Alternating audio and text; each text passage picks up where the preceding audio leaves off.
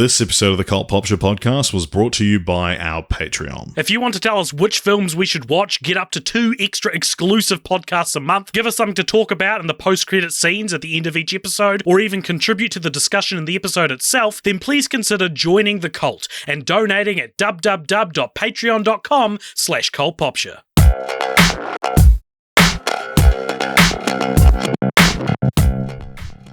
Yeah, hold on. Do you know how to whistle? I couldn't hear a thing. The Zoom audio gate is too low, so I saw you go like this. And I was like, I bet it sounds great, but I can't hear it. It's trying to too get high. it under the gate. Nah, it's not coming through. God forbid I also you don't ever know like the tune. do a Zoom call with like a child or something. With fucking what's his name? Yeah. From the Muppets 2011. What's his name? Any number of Muppets. No, what's the main one? Walter. Because his special ability, which isn't really signposted, is whistling. Yeah, exactly. If you're trying to do a Zoom with Walter, and he'd be like, show me your talent, Walter. And he would just, you wouldn't be able to hear it. Anyway, what are we here to, what is this, AJ? What are we doing here? What is this, Richard? This is film franchise Fortnights on the Cult Popture Podcast, where once a fortnight we look at a different film franchise and have done so, Richard, for nigh on 7 years? 6, 7, 8 years? Coming up to 7. Coming up to 7 years. Yeah, so we've covered everything from Godfather to Godzilla to God's Not Dead, not necessarily in that order. And what we do is we randomly or are given what franchise we'll do by patrons, or we randomly draw it, and then we'll watch however many are in that franchise and come back here and talk to you about it. You being the listener, the third part of this conversation. Yeah, we do require your consent to move forward, so I'll allow you to give that now. And if not, thank you. Turn us off, please. The onus is actually on you in this situation. Yeah. But an interesting thing you talk about, we've been doing this podcast for coming up 7 years. The podcast has actually been going longer than that. And at the current, with the release of this episode, the first and last episodes of the Cult Popture Podcast both feature Katniss Everdeen on the thumbnail. Yes, because for true fans of the Cult Popture Podcast will know that we did a little test pilot about 6 or 7 months before the actual proper podcast started up, where the last Hunger Games movie is the most disappointing films of 2015, and the last Hunger Games movie was a big part of that. But do you know who wasn't a big part of that episode? Richard. He was not on it. So the podcast is older than his tenure on it by a number Although of I months. believe I have been on more episodes of the podcast than you. Really? Yes. That's strange. Wow. How would that have happened? Yeah, I just feel like I've recorded more without you. Right. But I've like not in a like. I mean, I don't remember any that I wasn't on, AJ. No, so I wasn't on your Bad Ideas for Star Wars spin-offs with Rowan. I wasn't on your TV shows that should get film adaptations with Josh Monson. You guys also did an Infinity War chat. Yeah, there's also you went on most disappointing films of 2016 or 15. 2016 was it not? So you were mad at me. Yeah. I didn't think you'd done on that. No, it's online. You can listen to it as we speak. I don't know, at the same time as we speak right now. maybe it's about even then, because I remember we did a few without you. Oh, they actually no, I suppose Trying to think back. Well, there was a brief period in the podcast history where we thought we could like kind of manage these two pockets either side of Film Franchise Fortnights episodes where we don't necessarily have to be on an episode before I think quickly getting feedback that people weren't very interested in listening if it wasn't the two of us. Well, because that feedback I believe came from you. Well, it wasn't from me. It was someone told me it. Well, I remember you just being like, after I did one that didn't have you on it, you're like, actually, no, I think we'll go back to me being on all of them. Well, I mean that's I think where we shine the most, and we're about to discuss a franchise that when we started the podcast was probably, if you'd held a gun to my head, said, quick, name 5 franchises, it would have been in the 5 I would have named. It was very prevalent, and if you've just randomly clicked play and haven't, you already said Katniss Everdeen before. But yeah, like I feel like the Hunger Games, right around, it had just finished by the time we started the podcast, and that was one of the big ones. And I can't, my point is, I can't believe how long it's taken us to get to the Hunger Games. It feels like a cornerstone of the modern franchise discussion, the discourse. Yeah, we're just ticking them off as we continue towards the end of this podcast, which is might be closer than you think. You don't know. Who knows? It can't go forever. We're running out of franchises, as evidenced by the fact we're finally getting to the Hunger Games. So obviously, as we all know, that would suggest we're not running out of franchises, wouldn't it? If we're only just now getting to the Hunger Games. Well, we've always kind of said, well, the podcast can go forever. Look, we haven't even got to the Hunger Games yet. Ah, right, now we can't say that. Yes, we can't say that that anymore. Famous thing we always used to say. So, the Hunger Games, as we all know, is based on a series of books written by Suzanne Collins. That was The Hunger Games, Catching Fire, and Mockingjay. The books are that's just the title.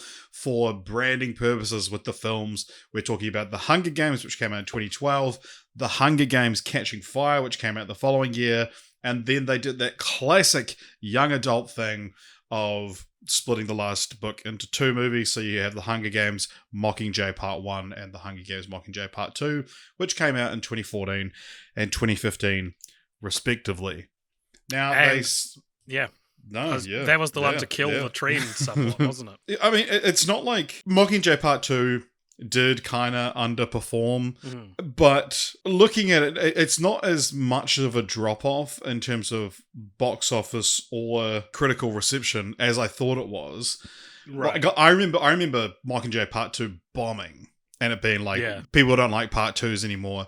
And so I think it was around that time. When was the Divergent series? That's what I was... Because Divergent, we covered years ago. Yeah. We covered Divergent closer to 10 years ago than we did to 5 years ago. Like, that just to put it in perspective, because, complimentary-wise, maybe that's when we should have done the Hunger Games, as next to the sort of little sister series airing alongside it, which did a Part 1 split, and then they never made a Part 2, which I think is one of the funniest things to see happen in any kind of cinematic trend. The Divergent series, which was Divergent Insurgent, and then the third book is called Allegiant. That was the name of the last film. Yeah, and then they were going to they gave the fourth one that never got made a different title. It was going to be called Ascendant, and so that one was like, oh, we are splitting it into 2, but it's not, because I think that audiences react differently to watching a film that is Part 1 or Part 2, and so what is it called? Fast X was originally Fast and Furious 10 Part 1 and Part 2, but now it looks like it's just going to be Fast X. And, the great thing about the Fast and Furious films is we have no fucking clue what the 11th one is going to be called. I hope it's Fast X 2 or something like that. And... But yeah, there was for a while in the last, 18 months, it seemed like there was a resurgence of the Part 1, Part 2, because like Mission Impossible Dead Reckoning Part 1, which seems to have stuck to the Part 1, Part 2, which is kind of annoying because they always had like cool titles. Yeah. And also already very long titles with semicolons, has a colon already part of the title, And then in Spider-Man Across the Spider-Verse was announced as Across Part 1 and Part 2, and now it's Across and Beyond the Spider-Verse.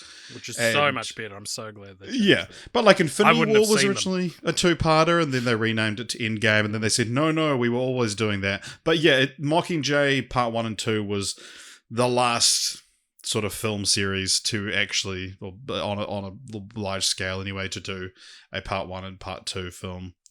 Hey, Resurgent would be a good name for if they did a fourth Divergent movie now. There is a fourth Divergent book. Do you want to take a guess at what it's No. called? What's it called? Resurgent? Take a guess, no?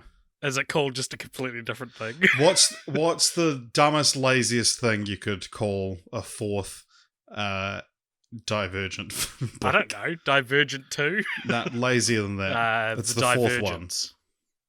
You're going to need to just tell me. I'm clearly not It's on the called guess wave. 4. 4? Yeah. That's insane. Like we are the series iconic enough that you can just name the fourth one 4. That's us. Yeah. So, should we dive right into The Hunger Games, the first film, which came out in 2014, directed by Gary Ross. Are you familiar with the works of Gary Ross? No, I'm not. I know he's the last 2 names in Glenn Ross. If you don't count the second Glenn as a second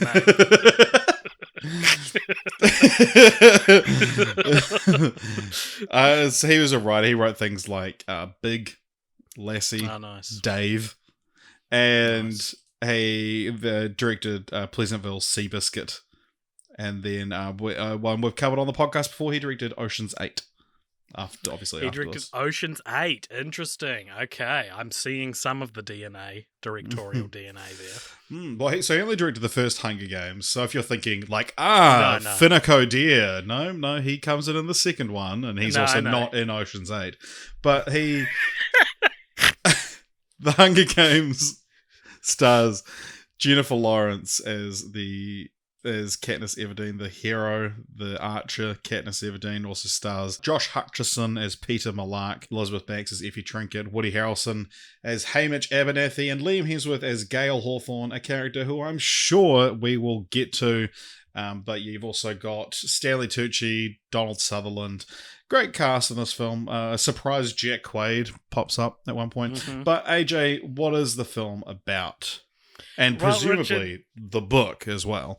Of course. Let me paint a picture for you. It is, according to the Amazon Prime biography that comes up when you look up the film, it's set in a dystopian future North America, something that I didn't necessarily pick up on, where there was a totalitarian society and the working class tried to start a revolution, tried to rise up against the capital, tried to storm the capital, if you will. But this time, the capital won. They failed, and in as a punishment for their subordination for the past 70-something years. 74, exactly. It's quite a large part of the film. Yeah. For that long, once a year they've been holding something called the Hunger Games, where 2 members from each district, there are, I believe, 13 districts. If we're going to stick to what we know on the first film, there are 12 districts. The 13th one was destroyed. Oh, I didn't know that. So there are 12 districts, let's say, or someone from each of the 12 districts. Actually, AJ, there is actually a secret 13th one. but there's no point bringing that up now. A man, is it a man and a woman from each district? I would say a boy and a girl. They have to be under 18. They have to be under 18. God, this is fucked up. You're giving up your children as a sacrifice, as a reminder. There is, let me see if I can find the actual wording, because they have reasons for other special things. They're it's to remind you of this specifically, but I'll get to that when we get to the second one. Right. Well, so a boy and a girl, which is pretty regressive for a future far off society. I guess the NBs are safe. You'd just be sweet, I'm not up for nomination then. Yeah, District 13 was destroyed during the past rebellion against the capital, and so a boy and a girl from each, and to remind the districts that the capital has complete power over them. They are chucked into a battle royale where only one district may come out on top. They have to kill each other. one They're person may come thrown out on into to every year. It's a different sort of arena. It's like a real place, but it's not like a digital thing. It's not like a virtual reality thing. That sounds like it'd be a lot easier. Sure, yeah.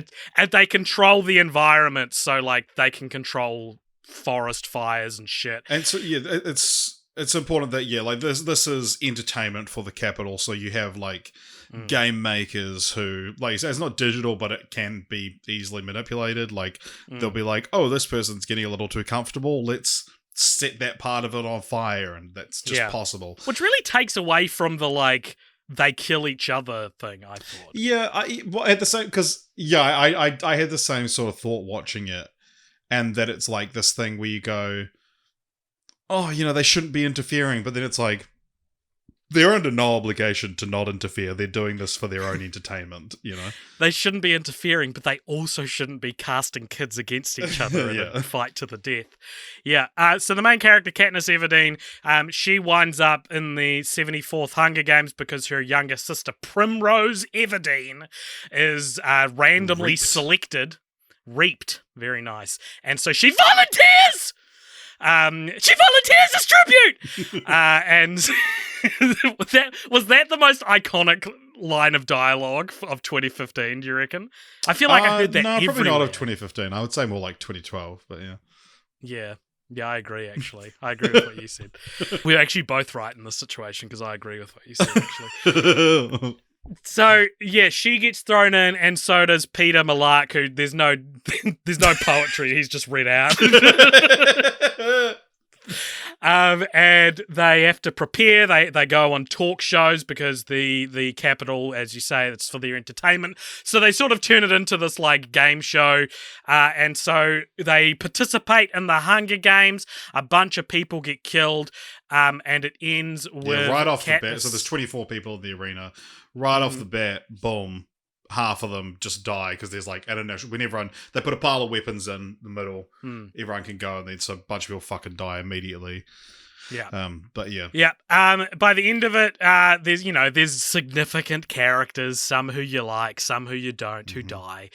And by the end, it's just Peter and Katniss left alive, and then it's announced over loudspeaker that they've changed their mind and that there can only be one winner this time. Richard, I spent the entire rewatch thinking that was the case anyway. Okay, AJ, so you have missed something here. I tried to correct you before, but you just steamrolled over it. So it's not that one district can win. One person can win the Hunger Games. So going into the Hunger Games, you could be best friends with the person from your district. It could be your wife. Well, you'd have to have, your parents would have had to allow you to marry at such a young age. But yeah, okay. The thing about and you probably would have had, it'll probably have to be a volunteer situation because what are the chances that a husband and wife? So but the thing about there's always this inherent tragedy that you are going to have to kill the person. There is quite a significant moment in the film where, because the people watching the people around the capital and all the districts watching it, Peter and Katniss have created this love story to try and, because as Haymitch, who has won the Hunger Games before, again we'll get to that later on, that he says this is not so much about just surviving, it's about the image you present. So they create this love story and stuff, and people are so rooting for this love story between Peter and Katniss that the game maker makes the announcement over the loudspeaker, which is quite a significant part of the film, and says if there are two people remaining who are from the same district, they can win in a Hunger Games first. This has never been the rule before, but we're going to say that now. It gets down to just the two of them, and then they make another announcement saying, we're reversing that new rule. It's back to the original rule. I think you could cut that whole thing out of the entire script. Probably. I mean, there's no reason to introduce it and then reverse it. Just have it be the whole time they're heading towards also that Peter and Katniss, because Peter's quite happy to let Katniss win. He's always been in love with her, and so if that rule wasn't in place, he might have been more likely to sacrifice himself for her or Right. or anything like that. And I think because the game makers are what is his name, Seneca Crane and President Snow, Donald Sutherland's character, are just toying with them the whole time, that they want it to get to the point where it's just the two of them, because if they have that rule in place, they're going to be like, well, fuck, okay, we now will protect each other as much as we can, and then you get to be like, haha, now you have to kill each other. I think my problem with the script lies in any kind. I think whatever the situation is, introducing a rule and then taking it back so that it's what it always was feels kind of weak. I think it either shouldn't have been. I just don't think you should have done it twice. I think there was a way to do it, in which it only needs to happen once. Well, I mean, the way you watched the movie, it only happened once. So yeah, exactly. The way I watched it with one, and I thought it was flawless. So, I mean, have you read the books? Because coming in hot, you have done the research, but you do seem like measurably more into this than I was. Like, are you a Hunger Games fan? What's the situation? Well, just to finish off, because it's very important to me that we get the stories of these across for no reason. Yeah, because you love them. You want to marry them. That it gets to a point. There's nightlock berries, which are these poisonous berries, and Peter and Katniss are there together. She says, "Trust me," and they go, "Well, if there can only be one victor, well, let's both eat the berries together, and then we'll both be dead." And you get no victor. So as they're about to do it, the game maker comes over the loudspeaker again and says, no, we're reversing the rule back. Like, you guys, congratulations, you both win, because it's better to have two winners than no winners, because then that exposes a flaw in the Hunger Games. Mm-hmm. And then that's where we end movie one. Am I a fan of the Hunger Games? Not really. So it is just the research that you did today. So This is a lot more of this is catching fire conversation, but I'll tell you my history with the Hunger Games a little bit.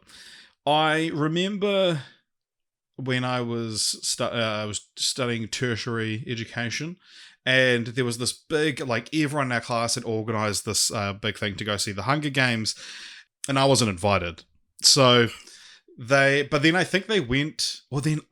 They all went someone together. Couldn't go, so you volunteered as tribute. Like there was some weird thing, and I wasn't invited, and I had my feelings. So, and then I was going to go with the person who organized it separately anyway, and then we went there, and it was sold out. So I hadn't seen the Hunger Games at all. And then when the second one was coming out, I had this point. I watched the first one at some point, and I remember having this moment that everyone at broadcasting school, the same year that you and I met, AJ, everyone was talking about, like, oh my god, the new Hunger Games was the biggest film of 2013, and everyone was excited about it. And I had this moment where I realized I have no idea what Catching Fire is about. I realized I hadn't seen any trailers, I hadn't overheard any discussions about it whatsoever. And so I was like, oh, I actually have this unique opportunity to go see this film. And I think I might have even gone to a midnight screening and know absolutely nothing about it. And I remember being pissed off, because I remember there was one person in my class, and I was talking about how I didn't know anything about it, and then they somehow mentioned, like, oh, when it actually gets to the Hunger Games. And I was like, I just said I didn't know anything about it. And they're like, yeah, but it's obviously going to have a Hunger Games in it because it's the sequel to the Hunger Games. I'm like, yeah, but how can it, though? Because they've already had one, and she's not, like, they can't be. Oh, let me explain to you then. and then he was like, "Oh, well, it's because." I'm like, "What? Are you not fucking listening?" I think I was just walking away.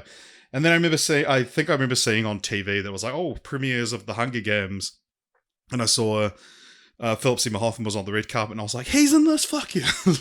And being very excited that he was in it.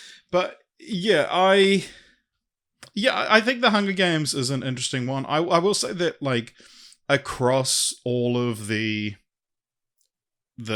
young adult dystopian things, which there are so many of, even the non-dystopian ones like Twilight, where you have, it's not dystopian, but there is a world that has different rules to our own. You talk about, like, the Volturi and shit like that. I guess that is the defining characteristic of young adult fiction, isn't it? like world building, like baby's first world building. Exactly, yeah. But I think, to me, The Hunger Games is the most interesting. At least in the first two films. I will, like... Yeah.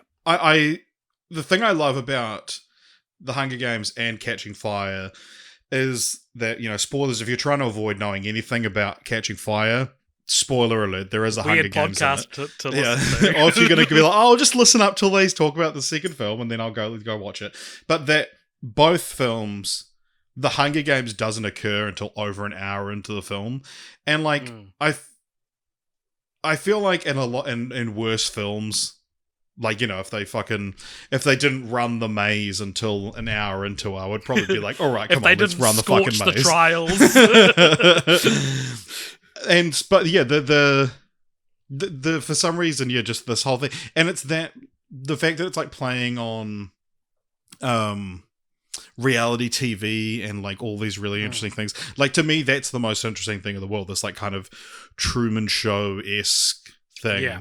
And it's kind of the only one that I'm intrigued to know more about. Like, we find out in the second film about these quarter quells, and I think if this happened in what's another one that isn't the Maze Runner or Allegiant.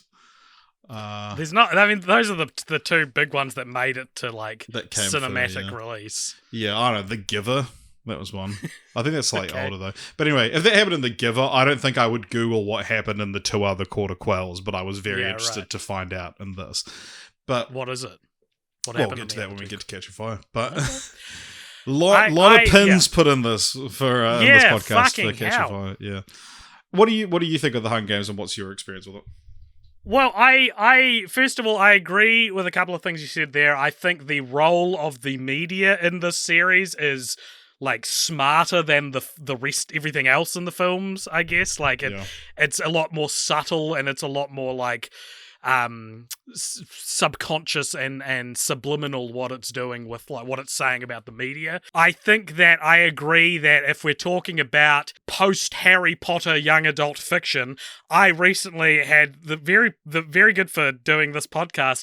I recently rewatched Twilight and New Moon with my flatmate, and my God, is The Hunger Games better than Twilight? Like, Jesus Christ, it's like so much better than Twilight, a series which I have a soft spot for and don't hate, But I just feel like I think Jennifer Lawrence, at least at the time around this era, much better actor, much better performance than anyone in Twilight. And whoa. You can't just throw out than anyone in Twilight like that. AJ. Okay, aside from Billy Burke. There's qualifiers you need to put on that statement. Yeah. And I think it takes itself a lot more serious. And no one was laughing at The Hunger Games, whereas people were laughing at Twilight. Yeah, true. I think.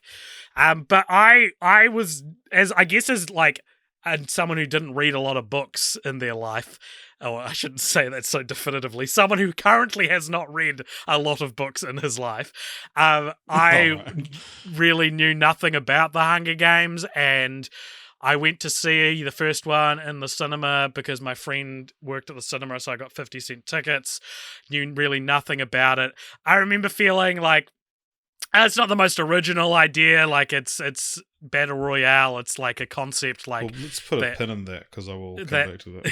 That I think you can kind of like... it's not too hard to come up with this idea, I guess. Yeah. And I think the first Hunger Games is pretty good, but there's a scene in it... Well, not even a scene, there's a moment in it which takes it down half a star. Which we'll put what is the scene? It is so Peter, who's he's called Peter by the way because he's a baker's boy. Peter, like Peter bread. Well, it's got two E's. It's not Peter.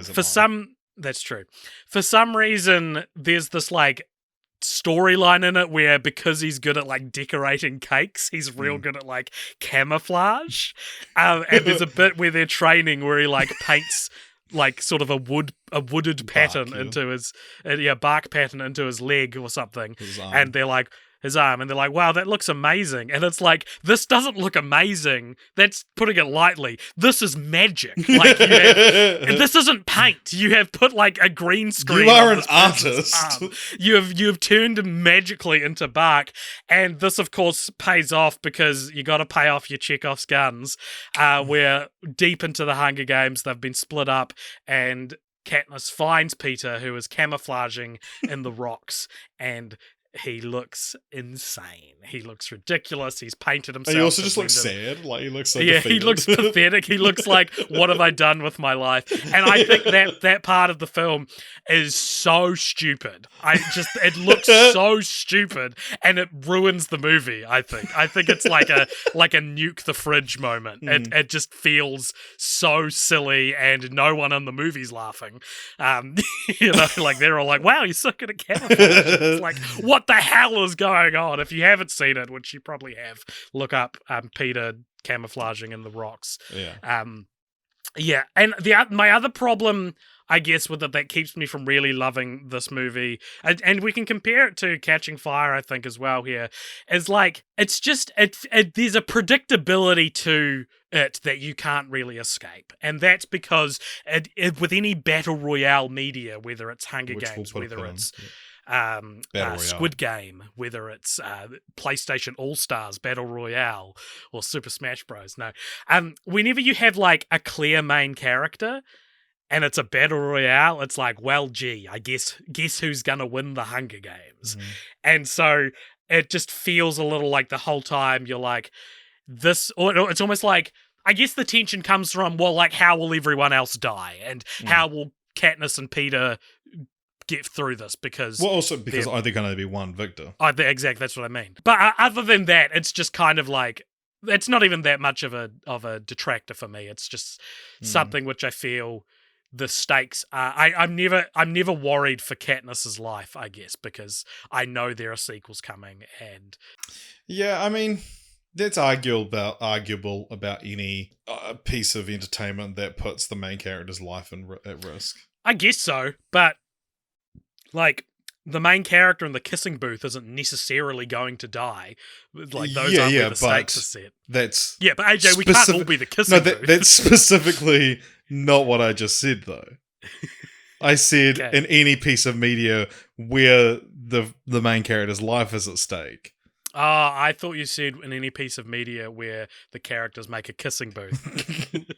So you mentioned there, like, a lot of people criticized this movie when it first came out because it bears a lot of similarity to two Japanese films called the Battle Royale films, and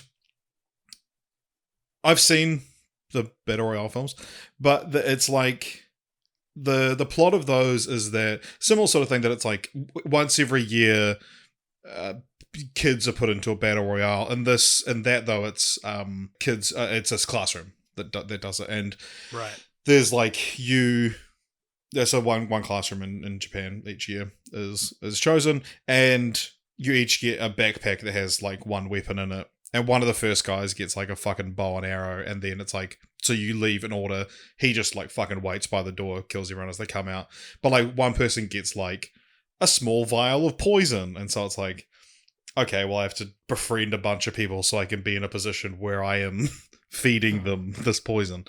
And then the second one's a lot more like a like Project Mayhem from Fight Club. It's like, it's a very different kind of film.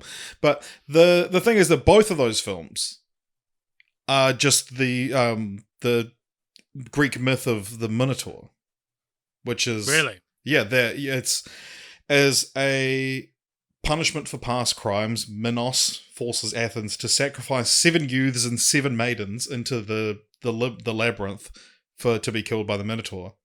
And that was, I guess it's not them killing each other, though. Yeah.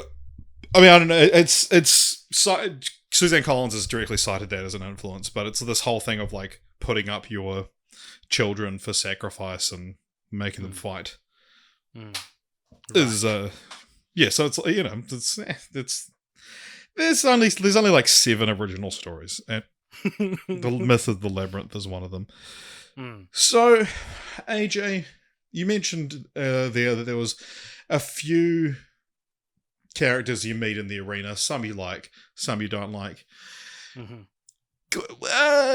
Give me one that you did. One I did like. I might be going against the grain and public opinion on this one, Richard, but I quite liked Rue, the little girl who is the youngest of the what do they call them? Tributes. Yeah, the youngest of the tributes who gets involved in the Hunger Games from District, I want to say 11. Let me double check that for you. What?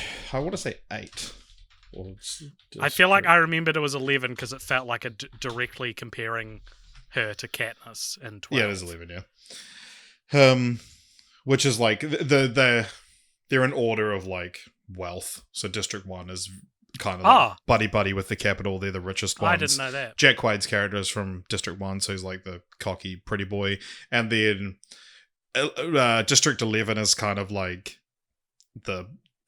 it's the black one, really. Like, it's really sort of made it, like, in the films, it's quite weirdly explicit that it's like, this is the one. The segregated. Yeah. But, right. Despite that, there's this really good video essay on YouTube called "The Day Rue Became Black." Have you seen this? I come across it and you recommend it. So it's a kind of about like casting and films and stuff. So it is this idea. So Rue is described twice in the book, and it mentions her having dark skin, and the other tribute from District 11 is also mentions as having dark skin twice, and once it's actually compared to he's got the same dark skin as Rue, kind of thing. Right. When the film came out, and so the woman who put together this video essay dug up like dozens of tweets of just all these people being like, was anyone else not sad when Rue died because she was black? And, you know, quite a few obviously using the N-word as well. It is this thing about like how people read books, and, you know, you say like, oh, this person has dark skin, and a lot of people, white people, read this and go, oh, she's tanned, you know? I've been described as dark-skinned before. But it's like, she kind of goes on to say that it's like, if anything, the character is probably lighter skinned than the books make her out to be. Especially like that, because they talk specifically about having the same skin color as the two tributes from District 11 having the same skin color, and in the film, the male tribute is much darker skin. But yeah, it's I would recommend checking out the video essay. But there is also there's been studies done about how black girls are seen as being like less innocent, and that like they've done studies about how, you know, how old or how mature do you perceive this person to be just looking at a photo of them, and on the whole, young black girls are seen as being a bit older. People assume that they've lived more of a life, and so that in its most extreme form, that translates to people watching the Hunger Games and not being sad when Rue dies. Yeah, I mean, look at, you know, the hysteria that breaks out when a white girl goes missing compared to any of the other, I'll say it, better races than white. I think you want to know how I rank the races, Richard? I put white right at the bottom. Tell you that. Then how do you do the rest of them? I haven't made up. This feels too dicey. What else happens in the Hunger Games? But yeah, I just recommend. Shout out to I can't remember the name of the YouTube channel, but if you search "The Day Rue Became Black," yeah. So a few things interesting about the Hunger Games. It is the 21st highest grossing film franchise of all time. Okay. Just missing out of the top 20, which Wikipedia lists the top 20. It's grossed over 2.97 billion worldwide. And out of the top 20 highest grossing films, we've covered 15 of them here on the podcast. Could you guess the 5 that we haven't covered? Despicable Me. That is one of them. Star Wars. Yep. 2 of them actually overlap. 2 of them overlap. Yeah. So it's a crossover that we haven't done. Not necessarily, but it's like one of those weird, like, you'll know it when you hear it, but it's certain ones fit into both franchises because... is it like a Spider-Man situation? It is a Spider-Man situation. It's not Spider-Man, though. Batman. Yeah, and... Superman. No. Oh, the DCU in general. Yeah. And there's one more. It's the shortest franchise on the list. I don't know. What is it? Pokemon? What would be the highest grossing film franchise with only 2 films in it? Frozen. No, we've done that. Only 2 films in it. Well, I don't know. just What is it? throw out some high-grossing films. Richard, this is so hard for me, and I'm trying to make it clear to you without just saying it that I can't guess. Yeah, I got that feedback from people about our last week episode of giving you riddles, that it's like, boy, you can really lead that AJ to water, but you can't make him drink. Who told you that? Someone at my work. Ah. This is sad. That's made me so upset. And the water I've led you to, you could say, the way of water I've led you to. Right, if we're talking Avatar. high-grossing films, and I said, just throw out some high-grossing films, and you refused to play my little game. If you had just, listed one of the highest-grossing films of all time, or its predecessor, the highest-grossing film of all time, you would have gotten that correct. Yeah, Avatar was also It's on there. more like you lead me to water and then you, kick me in the nuts and leave me for dead. That's how I feel about it. Just don't lead me to any water. Just tell me. Just give me water. It's just more give like me water. I lead you to water, but I don't explicitly tell you to drink it. and then I come back days later and you're so dehydrated. I'm like, you can drink that if you want, and you go, finally. You lead me to water and then you piss in the water and then you're like, have a drink. Have a go. Anyway, this was the it said an biggest opening weekend and biggest opening day for an original IP at the time. Right. And Suzanne Collins contributed to the screenplay. She had experience writing screenplays. Can you guess what she wrote? You want to lead me to some water here? No, she'd written Clifford's Puppy Days. Cool. Yeah. Is there anything else you want to really chat about the first Hunger Games? I want to talk about Stanley Tucci, who I think is probably the highlight of the entire franchise. Playing the Graham Norton-esque character. Yeah, what's his name? It's Flickerman. Caesar Flickerman, yeah. Caesar Flickerman, who, is, because of the role the character plays, is kind of depressingly absent from the last 2 films. But he represents, I guess, this the kind of midway between the media aspect and the tributes having to put on a happy face, because watching this franchise as somewhat of a wannabe revolutionary, Richard, the whole time I think I would be charmed by him too. Yeah, I'm thinking what would I do in this situation, and I just found myself so pissed off at the expectation to buy in, the expectation you are from a slave district and then you have to be oh yeah, I'm stoked to be killing people and potentially die myself for the Hunger Games, for the Capitol's entertainment, and then they bring up well, you got to get them to like you or else they're not going to help you. And then I was like, that's very good. And Caesar Flickerman represents that to me. He is the person that allows them to show their most charismatic side and things like that. And I think it's just I think Effie, played by Elizabeth Banks, she has the more interesting character arc across the series. I kind of wish they'd figured out to do something similar with Caesar though, because it's they're not maliciously in power. That they sort of don't even consider their positions. Yeah, but I don't know. Maybe it would just be a repeated thing, though, if you just did it with him as well. And I mean, it could have been filming that he wasn't, because I know Effie's role in Mockingjay Part 1 and 2 is significantly beefed up from the book, and maybe they wanted to do something similar to Caesar. But I also just think that I don't know. To me, it's kind of more interesting that you have, because if it was just even the Capitol have turned against the Capitol, then it's I don't know. I like this idea that it's no, they still have their loyal followers. Yeah, no, I'm not saying I don't like that. I'm just saying he's a great character and it's a fun dynamic to add into it to try and as I say, the role of media in this, it extends beyond the basic readings of the film, and it goes into things like social media, it goes into reality TV about how and politics as well, right? How you present yourself, how you gain popularity in a situation which shouldn't be about that, but it is. It always is, and I think that he's just a great character to throw into that mix. So yeah. Right on, right on. Got a couple of pieces of dumb IMDb trivia. Well, although, before we get to that, what do you think this has on Rotten Tomatoes?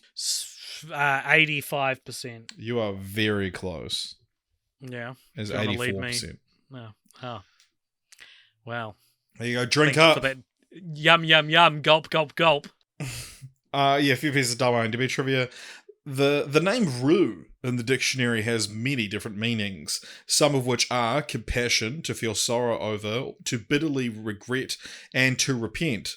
Suzanne Collins chose wisely with her characters' names. That's something we probably should talk about is the characters' names in this, Yeah. because I get, like, you remember when we covered Harry Potter, the franchise that shall not be named, but I just did.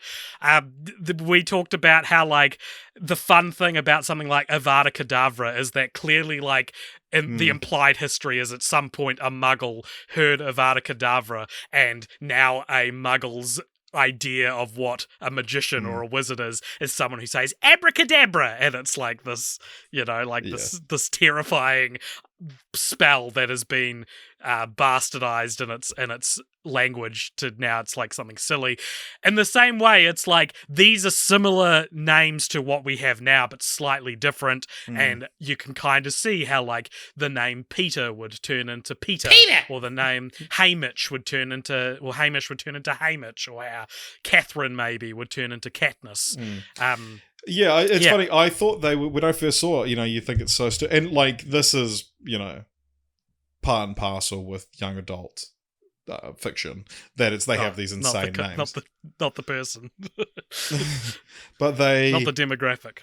Yeah, but and at the time I thought, oh, this is so stupid. But now watching it, I'm like, yeah, this is the way names are headed. Like, yeah, exactly. if you believe, okay, I believe that part of Pan Am, which is the United States, part of it is that like the sea levels have risen, so the like actual livable area of the United States is much smaller. It's implied the capital is in like the Rocky Mountains, Colorado sort of area, and that the District 12 is in like the Appalachian Mountain area. Right. This is probably more like book lore, but I've just read that online. I always pictured it as just being in a straight line, like a Snowpiercer kind of thing, that you get more wealthy on down the line because you see them traveling by train through each of the districts, and I assumed they were in a straight line. Right.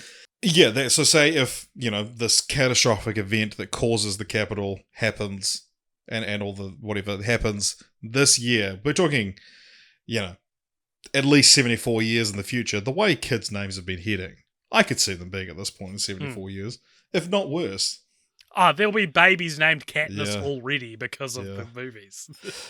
Oh yeah, did you see very recently? So we talked about this last episode a little bit, but that the Hunger Games was just randomly had a little moment in the spotlight in the last month. Like it was all over TikTok. People were talking about it. Not here to answer that question, but okay. Recently, Jennifer Lawrence had talked about how when she was in the Hunger Games, it was the first time anyone had ever put a woman in the lead role in an action franchise. Is this on IMDb trivia? No, she said that, like... See, but this was 2012 where people just said shit. And it was, No, she said this year. Oh, okay, never mind. I was going to say, like... She said, when I did the Hunger Games... this year, God, there'd be there'd be a bloody revolution that you'd need to quell and then punish them for their subordination once a year. Yeah, I believe she said it this year. The quote is recent, but... Jennifer Lawrence, female lead action movie. A lot of typos there. So it was at the end of last year. Oh, well, that's completely she clarified the statement in January. Anyway, but what did she clarify to? So, and part of the Actors on Actors with Viola Davis, she said, I remember when I was doing Hunger Games, nobody ever put a woman in the lead of an action movie because it wouldn't work, we were told. Girls and boys can both identify with a male lead, but boys cannot identify with a female lead. And a lot of backlash. She said, certainly not what I meant to say at all. I know I am not the only woman who has ever led an action film. What I meant to emphasize was how good it feels. And I meant that with Viola to blow past these old myths you hear about the chatter that you would hear about and that kind of thing. But it was my blunder and it came out wrong. I had nerves talking to a living legend.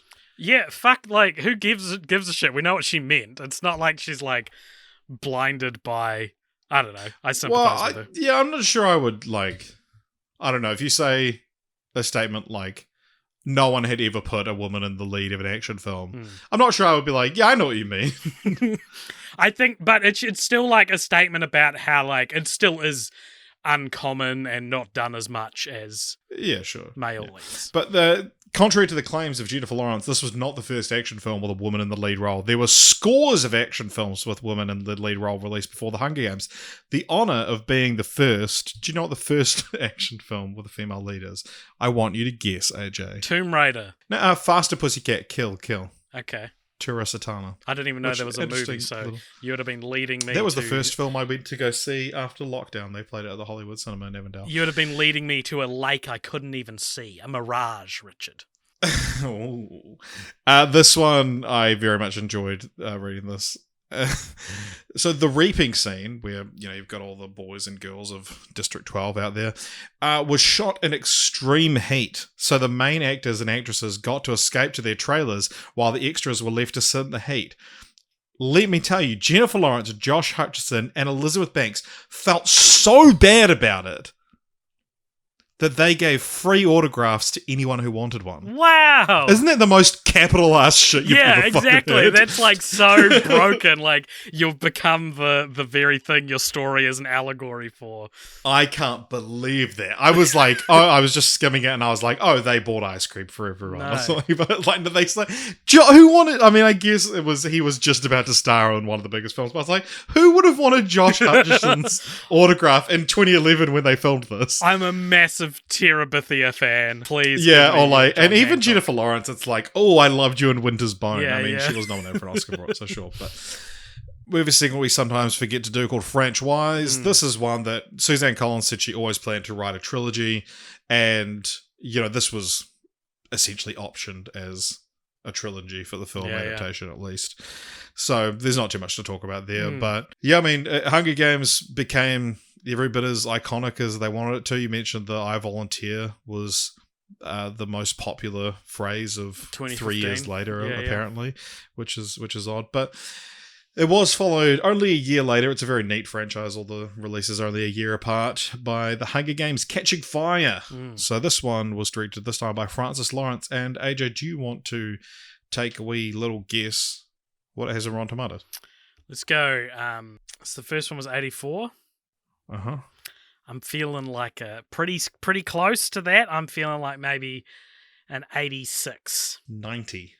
Oh, that's pretty close. So AJ, what is The Hunger Games Catching Fire about? The Hunger Games Catching Fire is about it's like a year. It's the next year. It's the following year. Mm-hmm. And Katniss and Peter are still putting up this charade of their love, which I want to talk about probably in this one, because that's another one of my favourite aspects of the series that maybe doesn't go the way I wanted it to, but anyway. You're a big Gale fan, eh? Not necessarily. They're still haunted by their memories of killing people and seeing people die. Camouflage. And a lot of it begins is sort of about that, and about this like the whispers of an uprising as victors of the 74th annual Hunger Games. They go on like a tour to the other districts to like talk about how they are doing well and shit, and Katniss sort of unintentionally, while visiting District 11, talks about how much she wanted to save Rue and how much she loved Rue, and one of the members of the districts like does the Mockingjay symbol, which is when you kiss your fingers and then you hold 3 of them up and you go this guy gets taken in by the law and executed for this vaguely anti-capital sentiment. Yeah. And I will sort of just say that, like, the reason the uprising is sort of bubbling under the surface is that by having 2 victors, it kind of exposed a flaw in the capital, and it was like what Katniss and Peter saw was like a victory over the capital for the first time in 74 years of the Hunger Games. Yeah. And so, basically, President Snow, played by Donald Sutherland, who is the lead villain in this series, And fuck, he's good in these he's movies. great. He basically goes like, all right, I'm starting to detect a wee thorn in my side. This Katniss Everdeen won't Katniss ever don't. And so he decides that for the next Hunger Games, the Quarter Quell, that it is going to be a Survivor Heroes vs. Villains, a Survivor All-Stars, where all the victors from who are still alive from previous Hunger Games, are going to be put in a raffle, and the reaping will be done from surviving victors. Yeah, exactly. And this is all a ploy, basically, to get Katniss Everdeen killed, because people are starting to see her as a symbol. So despite already suffering dramatic PTSD, they are thrust back into the Hunger Games, and they're all like, here we go again. No, they never say here we go. Despite this being the genre of sequel that I like to call a here we go again sequel, they never say here we go again in the film. The Hunger Games happens, they survive a bunch of traps, they kill some people, they work out that the map, the arena is like a big clock or something. And it's sort of going the same way as the last one did, until Katniss sort of figures out, hey, we got to remember who the real enemy is, and she shoots an electrified arrow at the force field surrounding the arena. It shuts off the like telecast, and she is taken in by an underground group of rebels. And the film sort of ends there. We don't know what happens to Peter. We don't know what's going to happen next. We just know that the fire has been caught. Fuck. And you know what awaits us is but also a revolution. the film ends with Katniss waking up with Gale by her side, and she says, "Are they taking us back to 12?" And he says, "Katniss, there is no District 12. The Capitol blew it up." And Katniss, you dreamt it. You dreamt. So the thing is that the book ends. The last line of the book, and I think this is so stupid. I've heard people. Like I remember for some reason looking at the final page of Mockingjay. I don't know why I remember.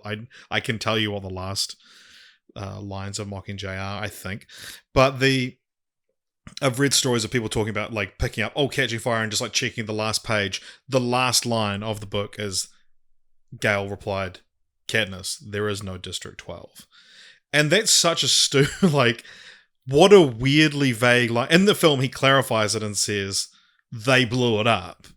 But and if you just read that in the book, you'd be like, what do you mean? She imagined it. What do you mean? Yeah. Katniss, you've been in a coma for 74 years. Katniss, there's just don't you mean the Michigan? Yeah, Michigan. Katniss, don't you mean Massachusetts? There are obviously every 25 years the Hunger Games have a fun little twist, and so in the books we are told what the other two ones have been. So the 25th anniversary, as a reminder to the rebels that their children were dying because of their choice to initiate violence, every district was made to hold an election and vote on who would be representing them in the Hunger Games. Right. And on the 50th Hunger Games, as a reminder that 2 rebels died for every capital citizen, each district was required to send twice as many tributes. So there was a total of 48 tributes. And that actually, Haymitch won the 50th Hunger Games. Haymitch, Woody Harrelson's character, won the second Quarter Quell, yeah. You find out how he did it as well. Essentially, it got to his fucking like stomach had been cut open. He was holding onto his guts, and there was this. I think it was a District 1 female would have this big fucking axe, and she threw it at him, but he collapsed, and it went over this cliffside. But then it hit the force field, bounced back, hit her in the face. She died, and he won. And so that's a very Haymitch way to win the Hunger Games. But so up until the 74th Hunger Games, he was the only person from District 12 to have ever won. And so, District 1 had a bunch of surviving victors that could be chosen. But the whole point of making it the pool would be previous victors is that Katniss had to go in, and then they've got the choice of Peter or Haymitch, and then Haymitch actually gets elected and Peter volunteers in his place. because I do he won't. like. I feel like all of that stuff is quite underexplained in the films. Like, you blink and you'll miss who Haymitch even is, and like what his role is, and as their like mentor. I think.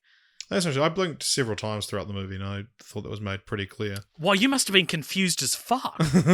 Yeah. Who's Katniss? I want to talk about Haymitch though, because Richard, what do you think of Haymitch? Because I seem to remember you did that I was little going to bring this up. Yeah. character quiz where it tells you which character you're most like. OpenPsychometrics.org, I believe it is, and It's like a Myers Briggs for several dozen fictional characters. For those wondering, my one is Hurley from Lost. it gives you answer up to like 150 questions. I would actually recommend please go. I'll just double check that that's actually the website. But the point being is your number one was Haymitch. Yeah, and I was confused. But yeah, so you do the which character you quiz. Anyway, you answer like 100 questions, but it's like where would you say you lie on this scale between angry and happy or something like that? So you put your slider, answer a bunch of those questions, and it gives you which character you're most like.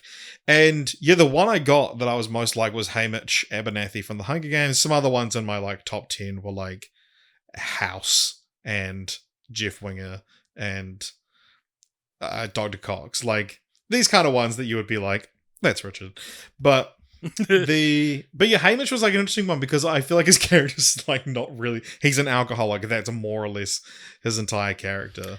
I see a lot of. I can understand you getting that result. Okay, I think there is there is a kind of like there is. I think Haymitch is very intelligent, but he's also kind of like fed up with the world, and I think that speaks to you. I think that I don't know. I guess I could see you in this role. I could see you being this kind of like cynical mentor who doesn't really want to do it, and you sort of slowly But I actually do friends. secretly really care about them. Yeah, exactly. But I would never let them know that.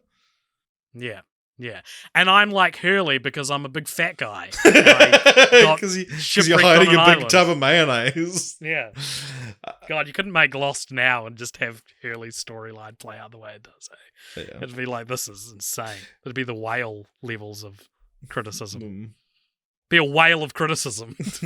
Now, I should have written down a bunch of the stuff that I wanted to put a pin in, but I think we've come back to a lot of them. But I do want to ask AJ, what is your opinion of Catching Fire? So, despite this being a Here We Go Again sequel, which I think is one of the worst kinds of sequels, and we've The Hangover Part 2. The Hangover Part 2 we've seen, and we should talk about Hangover.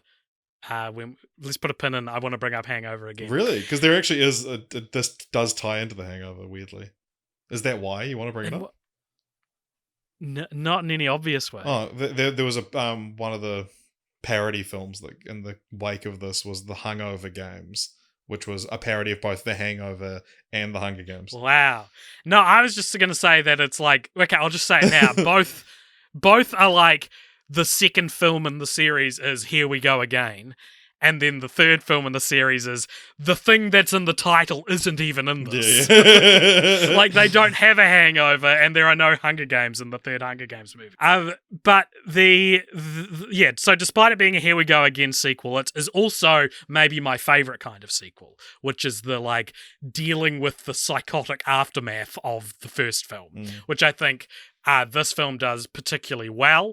I think I remember I saw this in Australia. I was on a trip to Australia. It was my first time overseas. Went to see this. And I remember thinking, like, so they just do another Hunger Games? They just went ahead and made another Hunger Games? They just went ahead Probably and made not a good idea. Because I think there's the obvious way to do a sequel to this is to like a new cast of characters almost, like just the next Hunger Games, I guess. And I'm not saying I'm certainly not saying that would be better, but that's sort of like the obvious answer if you want to keep, or just skip straight to the revolution that they're setting up. Yeah, because to be fair, the book's sequel doesn't have the word Hunger Games in it. So. Exactly. So I guess like I enjoy that. I enjoy that quite a lot, and I think the kind of like anger that boils in your belly watching like the rich upper class like pit the lower class against each other for fun. Like a lot of that stuff is paid off in this. There's a lot more sort of interesting side characters in it. I would say in general the Hunger Games that are featured themselves are more interesting than the one in the first one. I think as well I think that a big part of that, we didn't talk about this with the first film, but one of the biggest criticisms of the first one is like the overuse of shaky cam. And right. I think that part of that is a little bit of like necessity that, you know, you've established this is kid on kid violence, you know, and so the shaky cam sort of masks any more violent stuff. But with this one, not only is it a different director, but this is adult on adult violence because they're all previous victors. Yeah, true. So you don't have to hide the violence in the same way. Yeah. I think Philip Seymour Hoffman turns up as a man named Plutarch Heavensby.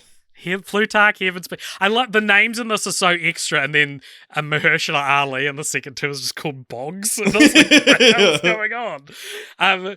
Yeah, and so he's a lot of fun, and I like where it ends.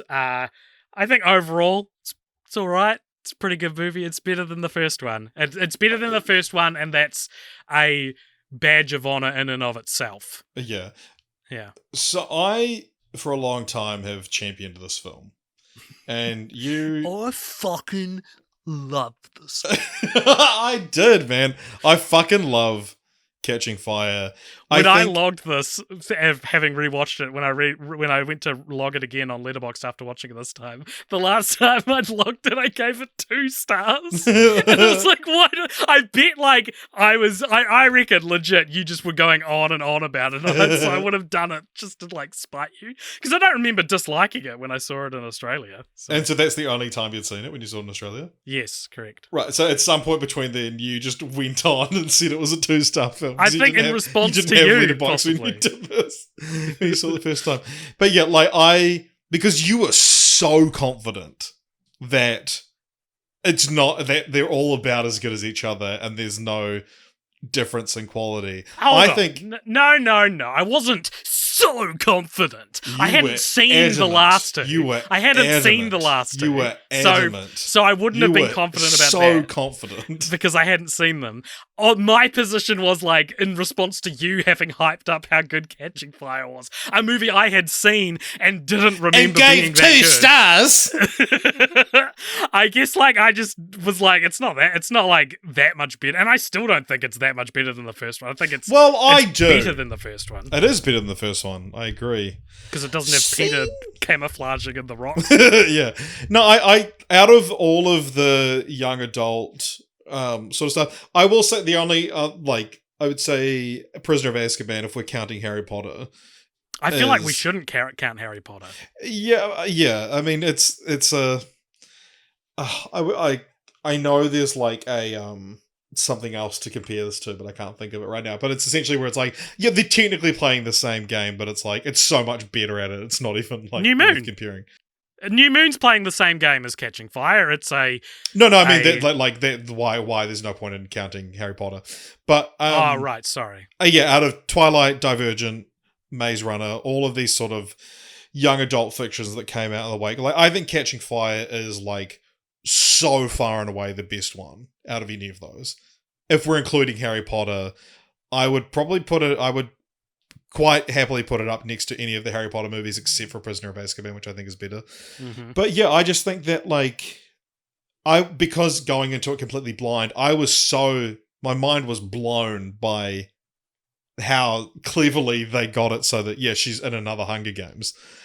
To me, I was like, what a great plot convolution. Yeah, that's what it is. Because also that it is like that, that's a little fucking convenient. It's like, yeah, because it's not explicitly confirmed, but it's pretty heavily implied that, because I believe all the sort of things that could be a quarter quell were written at the start of the Hunger Games, and then one is revealed, so they're not supposed to know. It's pretty heavily implied this one wasn't one of those original ones and was just announced by the Capitol. Well, yeah, you see them. Well, don't they? Isn't it like the result of them figuring out how to kill Katniss? Yeah, you never explicitly see them do it, but it's Right. but yeah, I just thought that was such a great yeah, of course this is where you go with a sequel, and I didn't feel cheated at all that it was a here we go again sequel, I and agree. also even when they get to the point of yep, it's just another Hunger Games. Here's all the things that you expect from a Hunger Games movie. I'd already had over an hour of all the great world building stuff and all this sort of revolution bubbling under the surface. And Yeah. when the tributes go on tour this time, Joanna Mason, who's the District 7 tribute, says essentially I was promised that the whole point of winning the Hunger Games is that you now get to live a life of peace, and now I'm being picked on for it, essentially.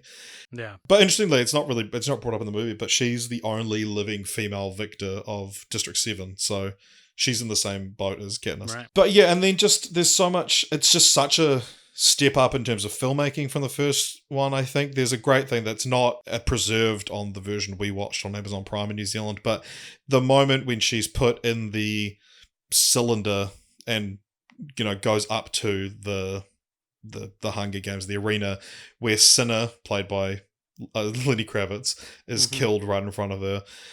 The aspect, as she goes up, the aspect ratio, you see it. It's not like Transformers where just in between shots it cuts. It's you see the shot widen as she goes up, and it's just a great fuck yeah moment when it moves into IMAX. Yeah, I don't know, just all the world building, all that first hour stuff, I thought was so good, and then the actual Hunger Games, I thought was just so much better made. And yeah, like I said, I think I went to a midnight screening of this, and I just came out so fucking jazzed. And I was like, this franchise, I'd watched the first one because I think my girlfriend at the time was into it, and she'd put it on for me. And I was like, oh yeah, the shaky cam is a bit much, but I can see why people like this. And then Catching Fire, I was like, fuck yeah, I am a fan of this. I think Catching Fire, and I still do, I think it's a fucking awesome movie. Yeah, man. And I think it's so much better that, and I can't believe that you were so confident and so steadfast in your assurance that I got it tattooed. It was not better than the other ones. I got the date tattooed, and I wrote, my current opinion is that all the Hunger Games movies are as good as each other. And then I watched the first one. It was just before I watched the first one. One thing that I don't know if I've mentioned, I think I probably have mentioned this on the podcast before, but when I was in year 11, I think, or year 12, I would have been, about 16, 15, 16. There was a point in high school where, you would go to the gym and you would write your name down to be on a sports team, and then certain ones you would try out for, certain ones you would just get in if there wasn't enough interest. Well, you never had that, or you never did it? I never did it. I'm sure it happened. It's just a flash in a life that was not mine. I wouldn't even know this was a thing. I was friends with a lot of the rugby guys. And so on Wednesday afternoons, they would go, oh, miss, we've got to go. We can't do the last 2 periods because we've got to go to our rugby training. And I was like, in year 11, I was like, you know what? I'm going to sign up for sport too. And do you know what sport I did? What'd you do? I did archery. Archery at Papanui High? Well, we went to on the high school. We went to right, okay. A different location. But yeah, through Papanui High, I did archery. And that's interesting. Why is that interesting, AJ? Just that archery is even an option. Well, it was, and I did it, and it was maybe great it was fun. An option at Burnside High as well, but I just never looked into it. We could have met at archery. Wow. And there's different strengths to the bows you use. So, a bow being a curved piece of wood and some string.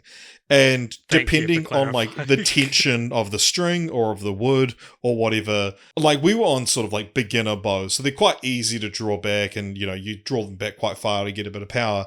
You go up to, I remember I got to have a turn on a professional one, and I could barely draw the string back kind of thing. But it gives you so much fucking power. That's the kind of one you would need for the Hunger Games.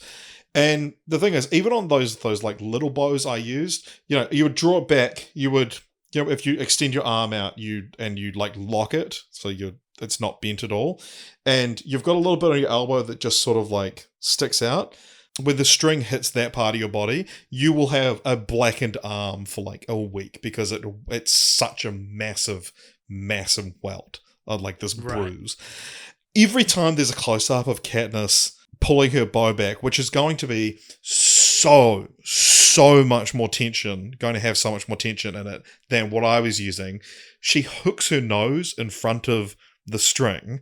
And if you're using like an Olympic strength bow, which we see her shoot this fucking force field way up in the sky, so it has to be, that would cut off your nose. It is terrible direction. And this one like I've seen people online talk about this, but she also, like, a bunch of times will have, like, the arrow on the wrong side of the bow, and there's, like, all these things that are just, like, if you watch this as an archer, which I was for a while, it's so terrible and distracting. Like, you know, when she is supposed to be the face of archery in cinema next to Legolas, she can't even fucking do it. So does this bring the Catching Fire film down, like, a star, maybe a star and a half for you? No. We're not typically the podcast to do things like this, are we? I know, to be like, here's an inaccuracy in the production value of the film that has made me angry. Yeah.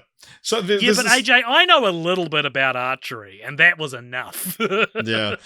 There's a scene in this film where Jenna Malone, who plays Joanna Mason, strips fully naked in front of Haymitch, Peter, and Katniss as sort of an intimidation tactic when they're all the tributes are getting ready for the games. I'd be pretty intimidated if a woman stripped naked in front of me. Yeah, there's about... I'd be like, what do you want from me? There's like...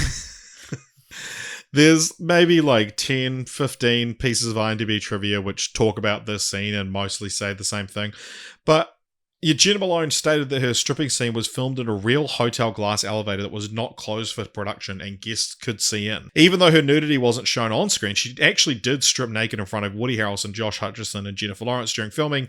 Although she was surprised the scene wasn't being shot in a studio or soundstage, she went with the flow. Then, the moment she's was totally nude, the doors opened to reveal a hotel employee carrying a coffee cup holder.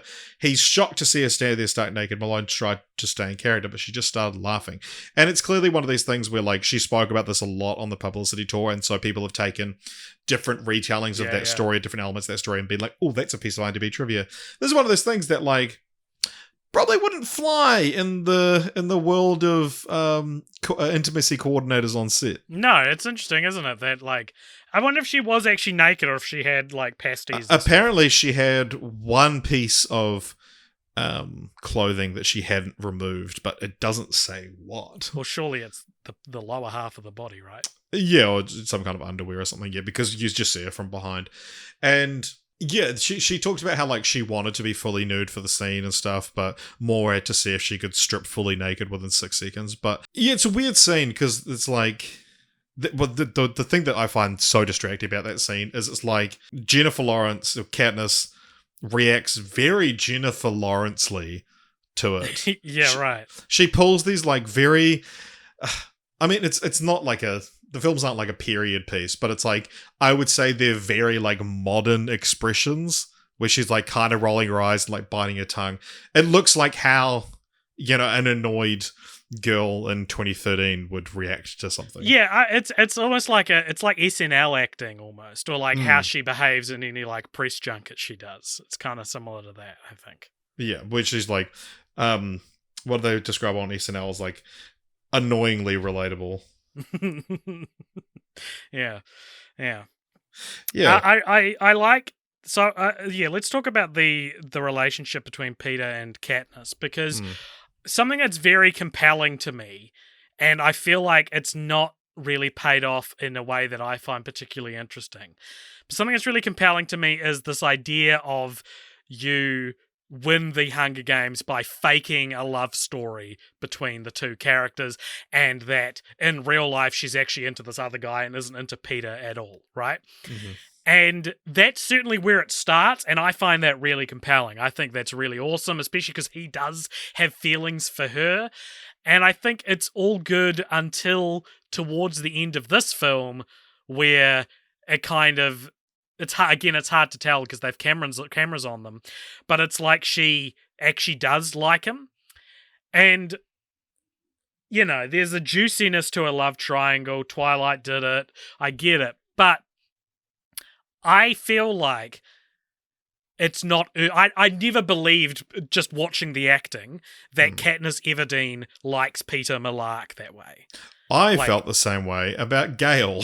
Like, well, Gale's not a character. I'm not bringing Gale into this, so I don't necessarily disagree. But I think that I guess I'm just really intrigued by the complications that would arise from pretending to be in love with someone in order to save your life and having to upkeep that charade, you know. With Gale, I think he needs to be in the first two films way more than he is. Yeah.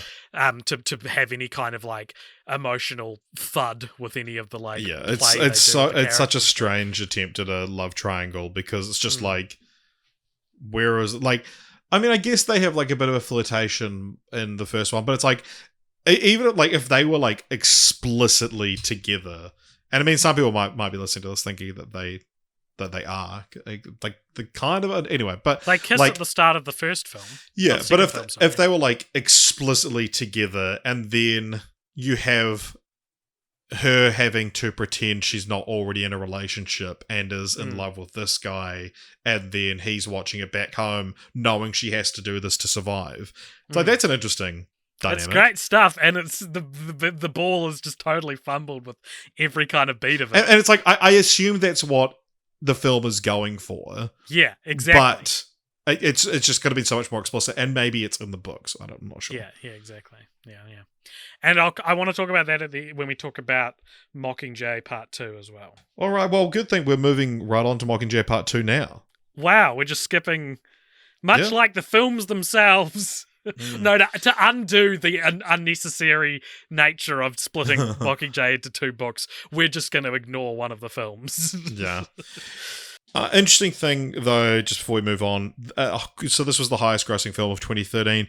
It was the first time since 1973 with The Exorcist that a female-led film topped the box office. And The Exorcist is that's kind of like, that's one of those things people list as, it's like when people say like Silence of the Lambs is the only horror movie to win Best Picture, and it's like, it's not like a pure horror movie though.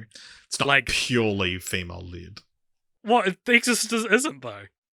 Hunger Games is. Sorry, Hunger Games qualifies, I'm saying. But I would say the main character of The Exorcist is The Exorcist. Yeah, I think it's The Exorcist is that has a woman top billed, so it actually does clarify that. So it's the first film to receive to top the annual box office with a top billed female since The Exorcist, and the first with a woman as the sole protagonist and primary marketing focus since The Sound of Music in 1964. Well, I wish you had said that before I then just said that. Yeah, made a fucking idiot out of yourself. Yeah. Speaking of making an idiot, I'm going to make an idiot out of dumb IMDb trivia. Out of IMDb trivia, I'm going to make it dumb. Anyway, okay. Finnick O'Dea, who was the tribute from... don't have what one he was from. He's kind of a bad boy. Yeah, he won at age 14. He was the youngest person to ever win. He was sent an expensive gift from a sponsor, which was a trident, and that's kind of his go-to thing. Right. Yeah, Finnick has a lot of similarities to Aquaman with the trident, blonde hair, and even his name, Finnick, as in fins on a fish. But yeah, but that's not Aquaman's name. Yeah, I mean, I would say that the fin thing probably occurred to Suzanne Collins, and that it's not unintentional. That would be my reading of that, because Peter, the baker boy, etc., etc. I really enjoyed. I really like Finnick as a character. I like that you think he's one of the bad guys, and then it starts, and the Hunger Games start, and he's one of the good guys. It's always very compelling, isn't it, when something like that happens? But yeah, we didn't mention there, but yeah, when we talked about how, people need to like you so that you can win, is that, you get, you can be sent, sponsors send you things throughout the game. Mm-hmm. So, they say like all the first thing you have to do is get water, because you'll die, but because it's an hour of the movie, so your timing is thrown off a little bit to be like, well, how long are the games actually running for that getting water is that important? I looked, apparently the longest games, this could be potentially a fanfic thing, but It ran for like 2 weeks, so Right. they run for a week or so. Nice. I just got a Facebook message from someone who's never Facebook messaged me before, and it says, movie idea. I've reached that point in my career that people who I don't know are sending me. I got an Instagram DM from someone who I'm had just followed me, a woman named Jessie, who just said, "Hello, Richard," which is interesting. So she's about to offer you a Sheen haul. Should I reply and see how things go? We'll see. One thing leads to another, but it's interesting. So I usually do movie reviews, and they play on One News at about 6:30 on a Saturday. She messaged me at 6:32, just saying hello, Richard, and I didn't have one that ran today. Wow.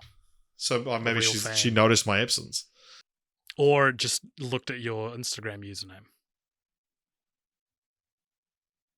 She might not even be from New Zealand. Well, she follows One News on Instagram. You didn't say that. Well, I didn't feel I needed to. Well, I feel you did need to, Richard. It's called storytelling.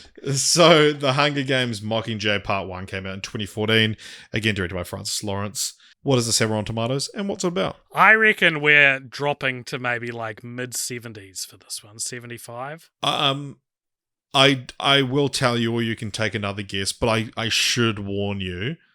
Yeah. You might pee your pants laughing. Oh my god. Is it 420%? No, it's not. Is it 69%? It is. Now, do we need to take a break? Yeah, I've actually pissed blood. That's how funny I found that. So what is The Hunger Games Mockingjay Part 1 about?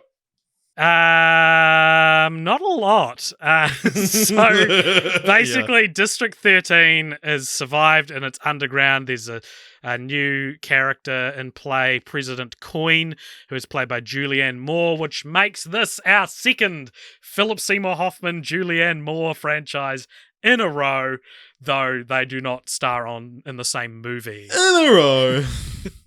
Shut up. They do not star in the same movie in the Hannibal series, however.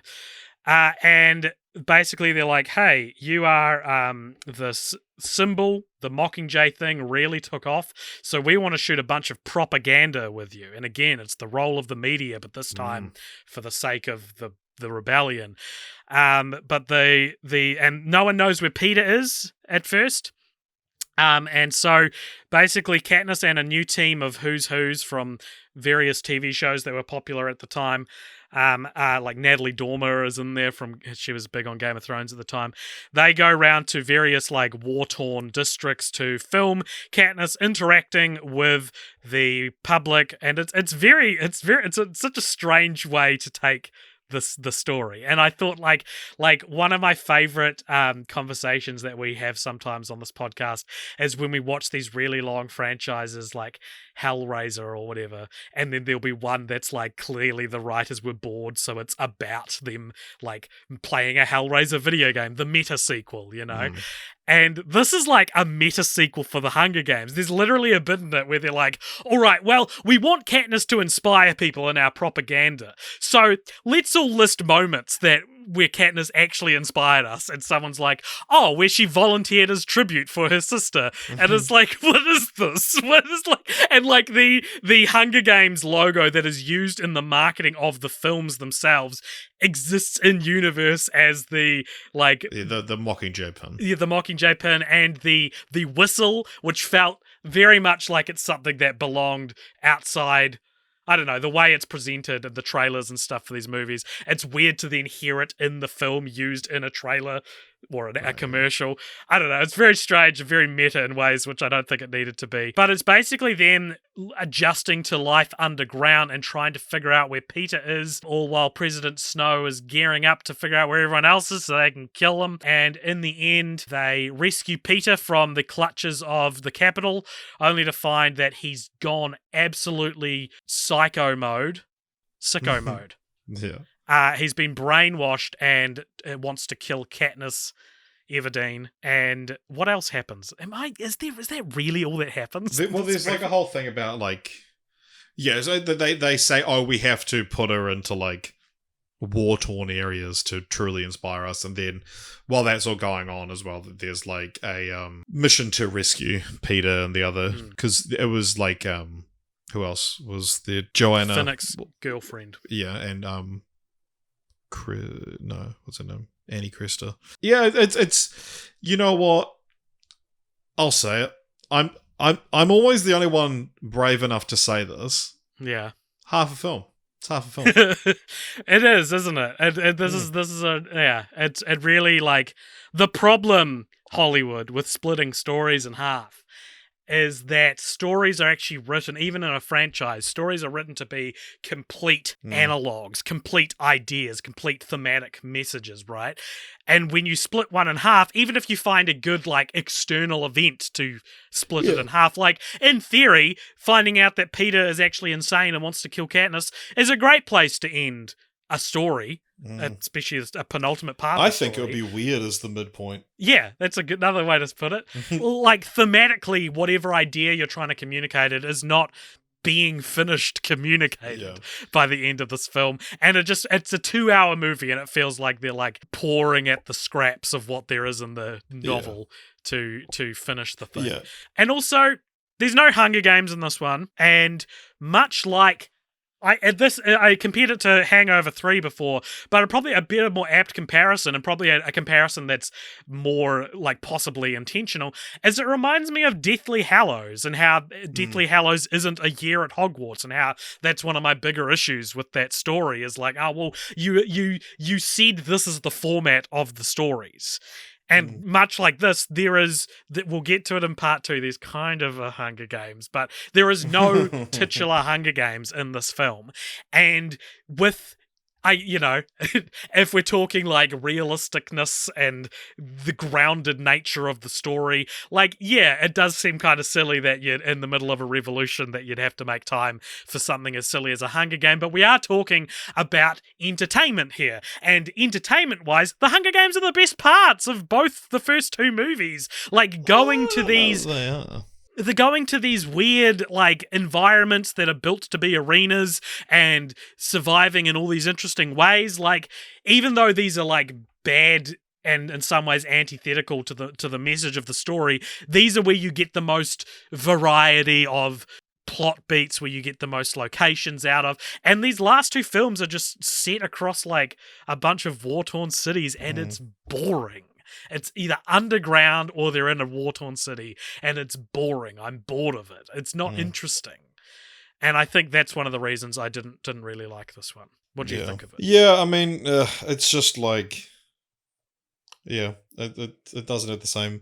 Like, I talked about, you know, how what I love about the first 2 films is all the world building.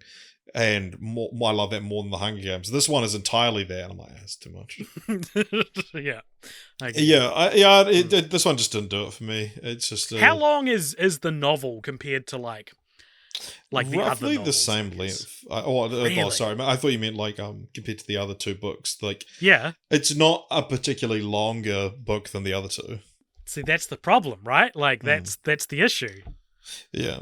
But so the last thing that happens in this movie, you said, like, Peter comes back, and then they're like, oh, do you want to go see him? They see each other, and he just starts fucking strangling Katniss. Boggs smacks him over the head with a lunch tray, and then Katniss wakes up. District 13 has this moment with President Coin's speaking to them, and then it ends with Katniss looking at Peter, going crazy. The film originally ended with just Boggs smashing with a lunch tray, because it cuts to black then, and then it was just going to be credits. And fuck, that's so much better, I reckon. Right. I would like imagine, like, you know, you're at a midnight screening of this, and then there was bang, credits. Yeah, you'd blow your fucking mind. And what this movie did was what's the name of the director? Francis Lawrence, who, as IMDb trivia pointed out, is not related to Jennifer Lawrence. Okay, cool. It makes you question how good of a, like, storyteller and director he is, right? Because you've got Catching Fire, where he's been given a full good story to adapt, and then you've got this where it's like there's some strange directorial decisions, and, like, it's I don't know, man. Like, I wonder how people rate the books. I've heard people say that that Mockingjay, the novel, is too sad and shit like that. So maybe that's got something to do with it. If you're wondering as well what Francis Lawrence has done, his directorial debut was Constantine. He did I Am Legend. That's right. Water for Elephants. Did Red Sparrow and Swampland. A strange collection of films for someone to be. He's also doing the prequel that comes out later this year. But yeah, did a real David Yates. A David Yates of the Hunger Games franchise. He also has done a shit ton of commercials and music videos. Let me just see if I can pull out some impressive ones for you. He did Slave for You, I believe. By Britney Spears. Oh, well, so he's dabbled in the genre before then. Yeah, exactly. He did Warning by Green Day, Jaded by Aerosmith, Just Like a Pill by Pink, Black Suits Coming, Nod Your Head, the theme song from Men in Black 2. He did an OK Go video, but pre their sort of like, you know. Oh, so a not dynamic OK Go. An uninteresting OK Go video. He did Skater Boy, Jenny from the Block, Cry Me a River. Wow. Yeah, so he's done some pretty... His most recent music video... He did Bad Romance as well, actually. And Circus by Britney Spears. But he did Buttons by Pussycat Dolls. Oh shit, he did Buttons? Damn! His most recent one was Unbreakable by Daughtry. Damn. Nice. Very... Damn, I can't believe he did Buttons. He also did Let's Get It Started by the Black Eyed Peas, which presumably means he did the original version of that video as well. Because it's the same video. They just cut away whenever they say started. Yeah. You can't read their lips. AJ, one of the things that we think about when we think of The Hunger Games Mockingjay Part 1 is the music. There is, of course, Katniss sings The Hanging Tree, a scene which, as IMDb Trivia points out several times, Jennifer Lawrence hated doing because she doesn't like singing. But the soundtrack to this film was curated by one Ella Yellick O'Connor, better known to the world as Lord, a New Zealand artist from Devonport. She's the youngest person. We sat behind and when we saw Once Upon a Time in Hollywood. And she left before the post-credit scene, and she laughed when Zoe Bell appeared. And it was so, I remember that being like, so yeah, this was when it was in theaters. I was up in Auckland, and we were like Lords in the foyer of the cinema, and then we like went into the cinema and we're sitting behind her, and it was like this moment of like, this isn't like I'm sitting behind like someone who's TV famous. I'm sitting behind a Grammy Taylor Swift's friend. Yeah, like Taylor Swift's friends. like I'm sitting behind the biggest pop star in the world, right? Like it was so weird. Yeah. But yeah, so she's the youngest person ever to curate a soundtrack for a film distributed by a major Hollywood film company. Wow. And she, of course, what similar to like Kendrick Lamar did for Black Panther, where it's like, you know, she got people on board to perform for it and got the vibe of it and whatnot. But she also did the lead single for this, which is a song called Yellow Flicker Beat, which AJ, I don't really script these episodes, but I've got a place in the script for you to talk about. I think Yellow Flicker Beat is so good. And I think it is the best thing about the Hunger Games franchise. I haven't felt this way about a song connected to a franchise since Icy Fire from The Hobbit 2.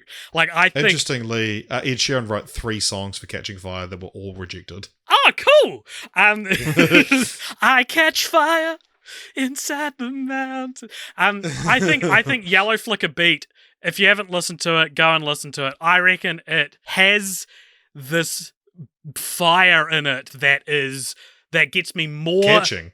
It's catching. It's a catchy fire. It gets me more amped for not just the Hunger Games, but the idea of an uprising than anything in the movies. I think the lyric... Than anything. Like, none of these, like, injustices happening on the street. It's Lord. It's like... Someone from Devonport, an upper-class teenage girl from Devonport.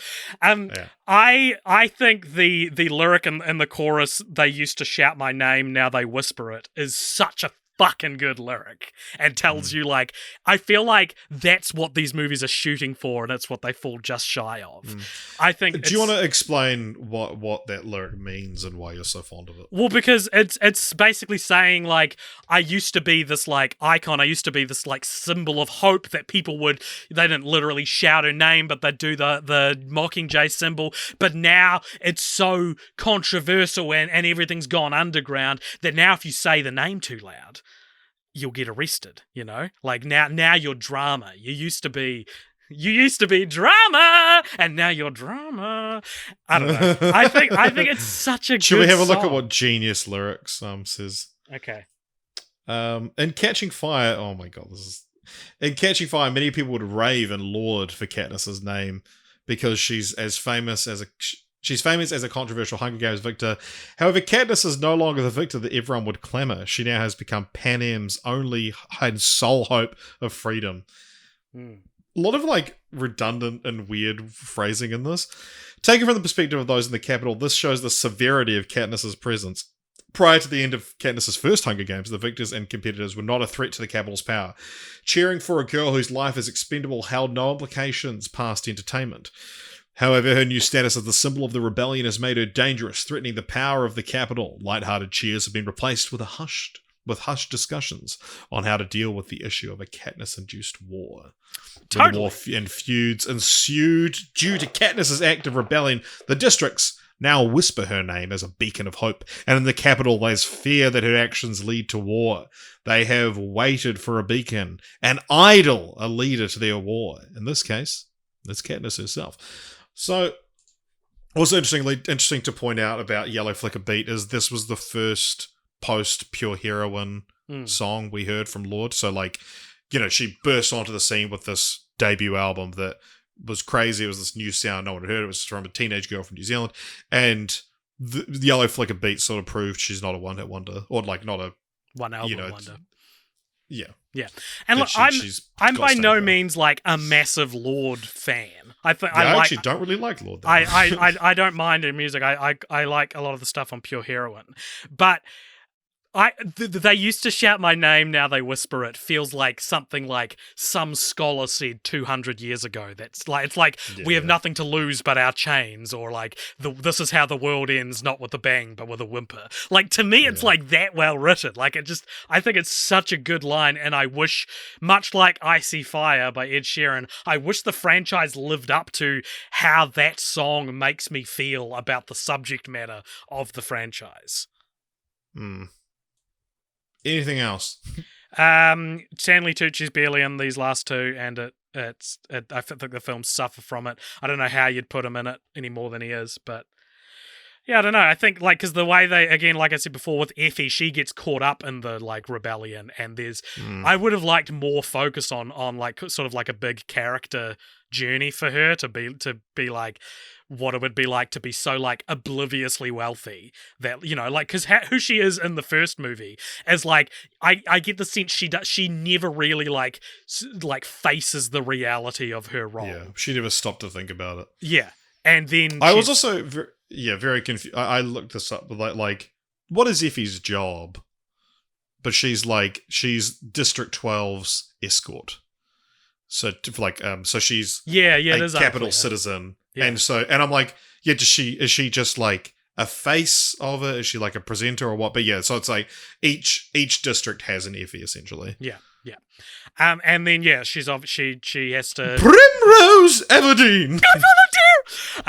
She basically has to, like, join the rebellion, and they don't give her enough screen. Like, in the first film, I was like, fuck, I hate this character. I actually despise her. She's so annoying. And then in this one, I think the best scene in this film is when Plutarch goes to talk to her and basically convinces her to, like, help make the propaganda, and you kind of you see her out of her, like, get up for the first time.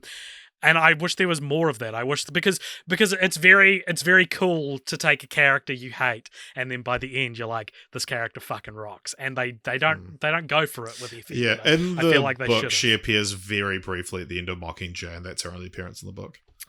Well, but they were like, I think Francis Lawrence was like, we're not making a Hunger Games movie without Effie bloody Trinket.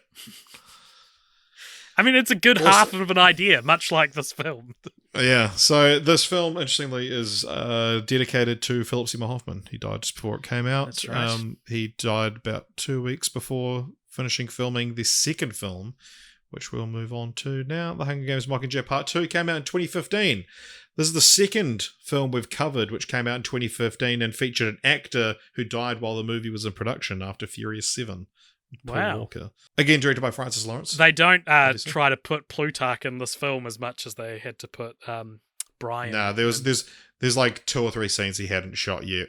One is his absence is very obvious. Yeah. Others, they just gave his lines to other people. But there's a moment in this film where Haymitch is like, Plutarch wrote you a letter. Yeah, I'm going to read it to you. And I wish they should have just not done it with Plutarch. It should have just been Haymitch. I guess the content of the letter. Yeah, and there's also like you need to wrap up because if it had been any other scene than his final scene, they probably would have just changed it. Yeah, true. But that would have been the last time he and Katniss ever interact. What does this have on Tomatoes, and what is it about? So if the last one was 69, I reckon we're looking at like 55. That's only 70. This has got more than part 3. Yeah, which surprised me. It's much worse than part 3. Yeah. Just personally. Yeah, what's it about? Well, and maybe if you tell us what it's about, we'll be able to sort of get a glimpse inside your mind as to why you might think that it's worse. So, I mean, it's really just continuing on the threads from the third film. They are going to basically they're planning to storm the Capitol again, and Peter comes along for the ride. He's been somewhat rehabilitated, though it's up in the air whether or not he'll, figure things out properly. A bunch of characters you don't really care about die on the way to the final showdown. You do care about a couple of them, but I'm talking about like the lead sisters, and I don't really care about Boggs, and he dies. And another way to criticize the film is like there's one bit where like all of these characters are being like killed off one by one, and I was like, I actually don't know who was here before. This could be your first scene. I would have no way of knowing. Yeah. So the big deaths are Finnick gets like attacked by a bunch of sewer zombies. They're mutts. Mutts, and then which we'll put a pin in mutts. Okay. They will come back. And Katniss has to like detonate the poisonous berries that he's eaten or something. Yeah, he's being torn to shreds, and she drops this thing on him, but she says Nightlock a bunch of times. I think that's like maybe the trigger phrase for the hollow. Okay. It's just a weird way to kill like it's such a fucking bummer. Like character. I get, and I hate these things where it's like the author would be like, yeah, that was hard to kill Finnick, and you're supposed to feel something. It's like, no, I think you actually made a mistake with your storytelling by killing him. I think Finnick can die. I just think this is it's like an unheroic kind of way, and it's such a like painful, drawn out thing. And it's just such a bummer because like you see him, he gets married early on in the film, and then there's no scene of like his widow finding out about it. Yeah, true. There's a lot of, because of how quickly they want to end the film, there's a few things like that are like not addressed.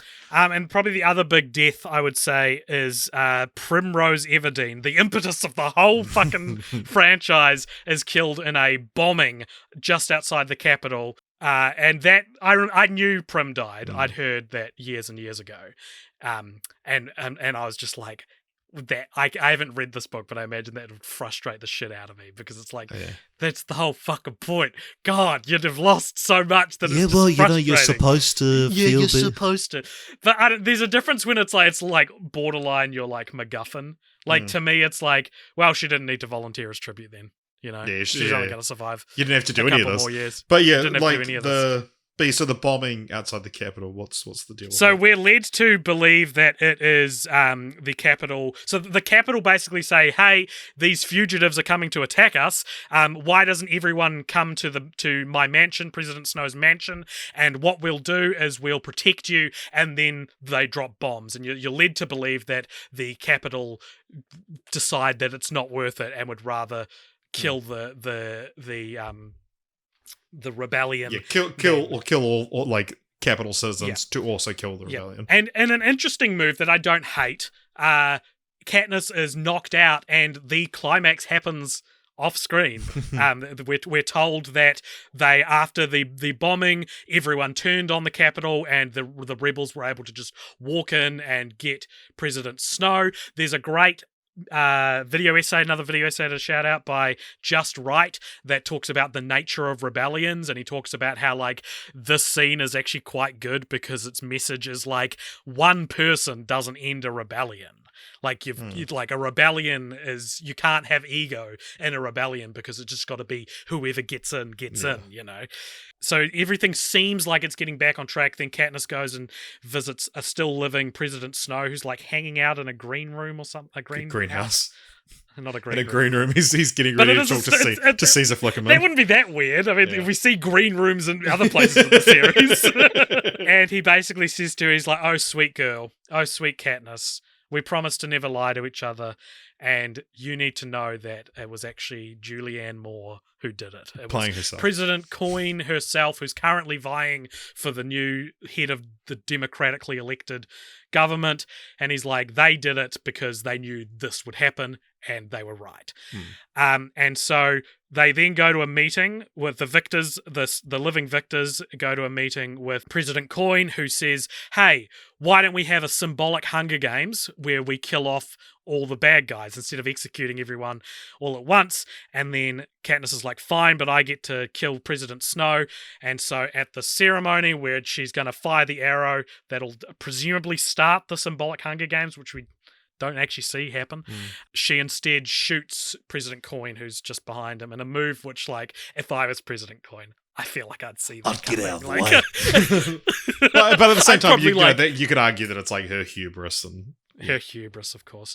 And Donald Sutherland, I think, has his best piece of acting in the series here, where he's like coughing up blood and laughing at her because Donald Sutherland is so fucking good in these movies. He's kind of one. Yeah, but he's so like warm, Tender, but also chilling. Yeah.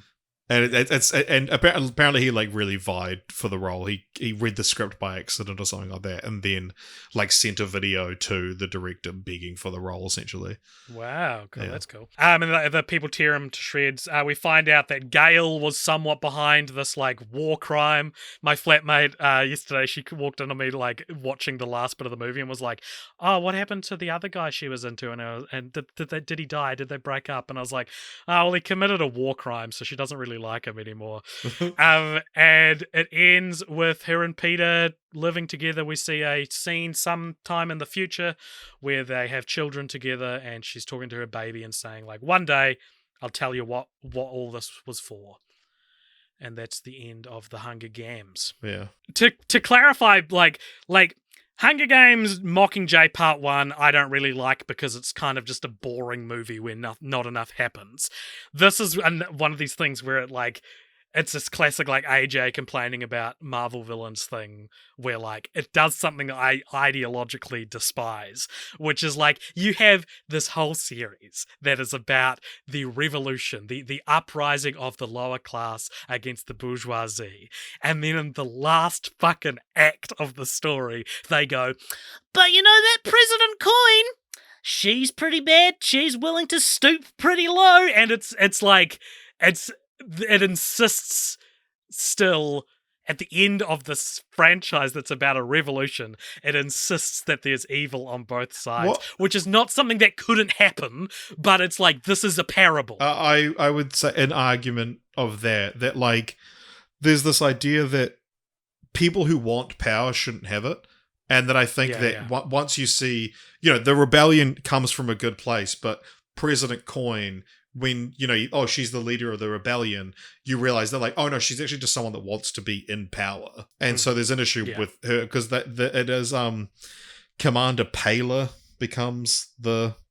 Do we know who that is? I didn't recognize the name. Patina Miller plays her. Okay. All right. But yeah, let us know in the Discord who Paler is, because I did not pick up on that character. Yeah, but yeah, I think that it is like, and if you're joining any revolutions in the real world, that I think that be wary of anyone who wants to actually take place of the leader, because like the whole thing of like ACAB, that it's like this is someone who still believes in that system. Like, rather than wanting to dismantle the system, they just want to be in charge of that same system. Yeah, I guess it still just feels like it's distracting from the, like, relatively, like, motivational message that's been present in all the other stories. Yeah. So what I is? had an But interesting realization watching these two movies that I'm like, I always would have said that I like Julianne Moore as an actress, but now I'm like, maybe I don't. But I don't. She's not very good in these. I felt like she's phoning it in. Yeah, but also like, but then thinking about it, I'm like, have I actually ever really liked her or anything? And then I'm thinking about it, I'm like, well, or have I only seen her play characters that are unlikable? Because when I think about like most Lost of her World. characters, something like Lost World, Crazy Stupid Love. She's good in that though. She's not. Yeah. I wouldn't say I dislike her. Or like broadly Poppy in Kingsman 2. So like when I think about Julianne Moore roles, I think about all the annoying ones.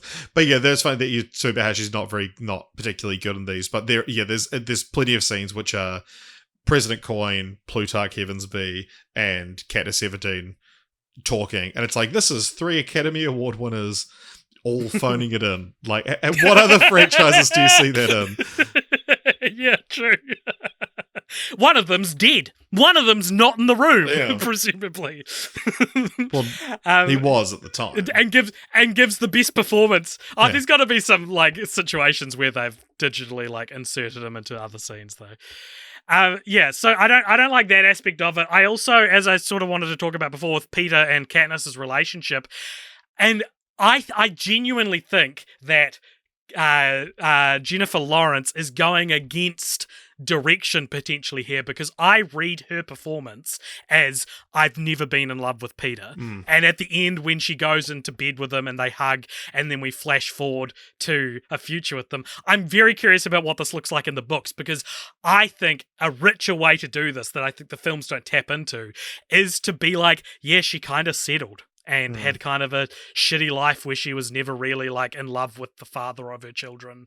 And, you know, like, I just don't think she likes him. Yeah. I know better than anyone what it looks like when a girl you really like doesn't like you back.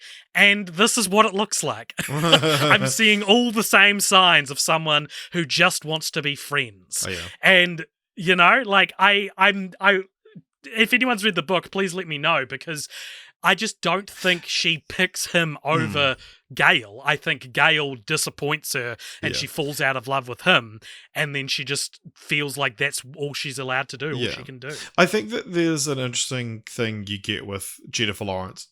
Fantastic actor, don't get me wrong. I think that she's someone who wears her opinion of the film on her sleeves. Like, you can tell when she thinks she's in a piece of shit because she is not trying. And like, you look at her in like the later X-Men films she did, and it's like she's terrible at them. Because she's not trying, because she knows the film's garbage. She's made it clear she doesn't want to be there. She hates doing the makeup. Just to follow up your point before, there is no digital manipulation or CGI or any kind to deal with Philip Seymour Hoffman's death. Okay. He had 2 scenes left, and they were both rewritten. One very obviously in the here's a letter from Plutarch, and the other one I'm not sure what it was. Yeah. What do you think of this? Yeah, film? I mean, like, I find Finnick's death such a bummer, and then also I think Prim's death is so stupid. I think the epilogue, I remember that being like gut-bustingly, hilariously bad when I saw it in the cinema. But here I was just like, oh yeah, it's not that great, but it's not as bad. I remember like weird CGI on her face or something like that, but it was, I must be misremembering it. She's just has You're a probably weird thinking expression. of her character in X-Men. Yeah. I remember her being blue or something. Yeah. But also just the whole... There was something about a Silver Linings playbook completely absent from this version. But also you mentioned how there's like kind of a Hunger Games in this film. How when they realize like, oh, the stuff we're going through is being manipulated by people in the Capitol, and Finnick goes, ladies and gentlemen, welcome to the 76th Annual Hunger Games. And that's clearly the trailer line, you know. I remember that being the last line of the trailer. And that feels like that's their defense against it being like, oh, there's no Hunger Games in the last one. And this is my opinion on it, right? I think, in theory, a good idea to be like, the last book in the series, the Hunger Games, are real. right? Yeah, I think that's cool. By the fourth movie in something that should have been a trilogy, I genuinely just scoffed when he said that. Yeah. I was like, nah, too little, too late. You Deathly Hallows'd it, you Hangover 3'd it, and now you can't be like, but there. And then when Coin is like, we'll have a symbolic Hunger Games at the end. I was like, you can't do it twice. You can't, like, figure out a clever way to make the last one still a Hunger Games and then do it twice and then not do it because they don't have a Hunger Games. So, a good idea in theory. I'm sure it reads a lot better than it screens. But yeah, I just thought too little, too late by that point. Too little, too bloody late. AJ, what do you think about the titles for this franchise? Well, we talk about titles a lot on this podcast, Richard, and I've been thinking all week about these titles, and I have some opinions. I have two main opinions. One, what does the Hunger Games mean? What a strange thing to call it. Well, they're hungry. What is that it? Is that genuinely the answer? Yeah. I remember they're hungry, I remember when Jennifer Lawrence was cast in the first one, people were like, Katniss is supposed to be starving. They should call this the well-fed games. Jennifer Lawrence is too chubby. And I remember Jennifer Lawrence saying in an interview that, like, she wasn't going to slim down. I mean, you get in shape for doing an action movie, but she's like, wasn't going to put herself on any kind of, like, disgustingly ridiculous diet to get into, like, the body type of someone who is, fed once a month. Because she didn't want that to become a beauty standard for women, because they'd be like, Jennifer Lawrence kind of rocks with this kind of stuff. She put up with so much shit at the start of her career to do with, like, weight for someone who's not even, like, overweight at all. Oh yeah, anyway. Yeah. She has like I'm not calling her fat, but like she has like a round, sort of like very soft looking face, which is Oh, she's just has a stockier body type then. Well, not even that really, but yeah. Yeah. So it is just because it's a reference to how hungry. I just think it's a strange, like, if you're Suzanne Collins and you're trying to think of what to call the eponymous games. It is this weird thing where it's like I could imagine word to land on. District 12 calling them that, but it's weird that the capital names it that. Yeah, exactly. That's totally. Like, it's weird that's actually the official name for it. Yeah. So that's my first thought. My second thought is, I feel like Suzanne Collins didn't really know what to call the sequels. I think Catching Fire is a very vague. What's about a revolution, but they're all about that. Like, it's not very specific to the story. What would you call it? Well, I'll get to that in a second. Okay. And Mockingjay, it's one of these Wakanda Forever situations where it's like, well, you could have called any of them.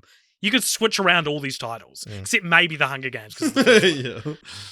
It's the third one's called the Hunger Games because, like, Finnick references it. Yeah. So here's what I think. I think the series should have been called Mockingjay because Mockingjay is this motif that persists throughout the whole thing. Do you know the history of the Mockingjay? Of, like, where? How do you mean? Why it's what the whole deal with the Mockingjay is? What a Mockingjay is? Canonically. Yeah. Yeah, what will tell me? So it's like the Mockingjay is a result of an accidental mating by of jabberjays and mockingbirds. A Mockingjay's not real. No. Oh my god. And so the Mockingjay is like one of the few times that the Capitol fucked up and allowed these things to be created. And so the Mockingjay being the symbol of resistance is like, remember that time you fucked up. Yeah. Well, I think that's cool. And I'd go, so here's what I would call them, right? And I think some of these ideas are pretty obvious. And I'm not claiming I'm clever for thinking of them. I'd go, the first film or book should be called Mockingjay: The Hunger Games, right? The second one, Mockingjay: The Quarter Quell. It almost feels like it's weird that it's not called the Hunger Games Quarter Quell, to be honest. Like, that's really strange that they come up with, like, a catchy name for the sprinkle in the system and then call it Catching Fire. And then the third one, I thought of a few ideas. I thought Mockingjay, the two that I kind of was umming and ahhing between is either Mockingjay: The Snow War or Mockingjay: The Real War, because now they're in the real war. What do you reckon? Yeah. They don't give you a lot to work with the last one because they don't. I hate you the real war. Yeah. Yeah. What about the Snow War? Do you think that would work? No.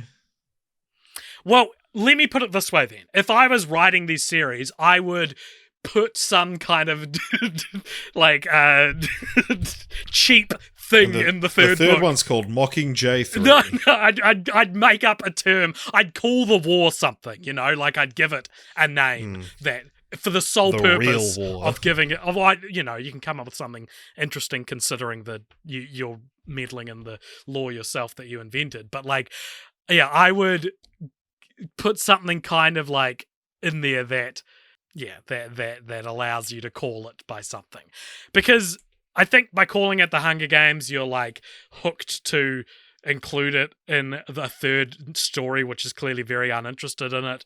And so if you change it to that's just what I think. I think Mockingjay is a more interesting idea, and I think the first one should still be called the Hunger Games, but I think Mockingjay should be the title for the whole series. Right. Yeah. I don't know. I don't really mind the titles, to be honest. It's presumably intentional, but so the books the first one has 3-word title, second one has 2-word, the third one has 1-word title.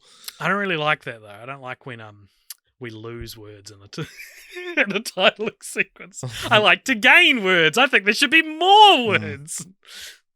But also, I like the cleanness of them all being named after an event at the center of them, I guess, is more what I'm going for. So, what about just Hunger Games, Quarter Quell, Mockingjay? No, because Mockingjay is that feels like you could call any of them Mockingjay. So that's what I'm doing. All right. AJ, you'll remember last episode, we covered the Hannibal series, which were based on books, and you reached out to... I can call her a listener now, Rachel, because she'd listened to that episode, and said, Rachel, I know you're a big fan of the Hannibal series. Could you please give us a rundown on the differences between the books and the movies? Earlier this morning, I messaged Rachel and said, Rachel, give me a rundown of the Hunger Games differences between the books and the movies. I will admit I was just expecting a funny reply about how she hadn't read them, but no, Rachel has read them and actually gave me a good rundown. Okay, cool. So is this a dangerously recurring segment that we've introduced into Film Franchise Fortnights? Rachel reads. Yeah. Reader Rachel tells us what the difference is. Yeah. Rachel, if you're listening to this, what we're going to do is next time we get a franchise that's based on a novel series, if you haven't read it, we expect you to read it and watch the films, do more work than we do for the podcast, and let us know what the big differences are. And the thing is, they're not even listening to this. So first book versus movie. So one of the big changes is the book, and this is just a nature of adapting anything. The books are entirely Katniss from the first person. Oh, really? I didn't know that. Yeah. So we never see anyone controlling the arena. There's the game makers. None of that is seen, or people's reactions during the game. There's no scenes that take place outside of the Hunger Games once they begin. That's crazy. And Seneca Crane actually doesn't appear at all in the first book. Only becomes a character when he's briefly named in the second book after being executed. And this is Wes Bentley's character. Wes Bentley's character with the goofy beard. Is he Snow's son? Am I remembering that right? I don't think so, no. I thought he was Snow's son for some reason. Second biggest change is the removal of Avoxes, which come up later on. One of the guys helping out Natalie Dormer's crew is an Avox, but they're people who have been punished for betraying the Capitol, who have their tongues cut out and forced to act as menial workers maintaining the Capitol, etc. So they're the people that serve the they're like the tribute's servants when they come around. In the films, there's essentially 24/7 live coverage of the games with Flickerman and Toby Jones's character. Although I think Toby Jones only comes in the second film. Can't remember. No, he's in the first one. Commentating the whole... Oh, he's in the first one. Commentating the whole time. In the books, it's implied that certain things get edited out, and there's... it's also mandatory viewing, which isn't made as explicitly clear in the films. The Mockingjay pin comes from a character who was cut, Madge Undersea, who's the daughter of the mayor of Mystic 12, and they die when District 12 gets bombed. The sponsor gifts act differently. They don't arrive with notes in the way they do in the film. I read a thing that said about how... So Haymitch gives her, this spout thing when she like asks for water, and in the book, he writes her some note, but in the book she doesn't get anything from him, so she figures out, oh, I must be near water, and that's why he's not doing it, and Right. that's right. Also, in the book, Katniss amputates one of Peter's legs after it gets infected, and so he gets a prosthetic replacement after they both win.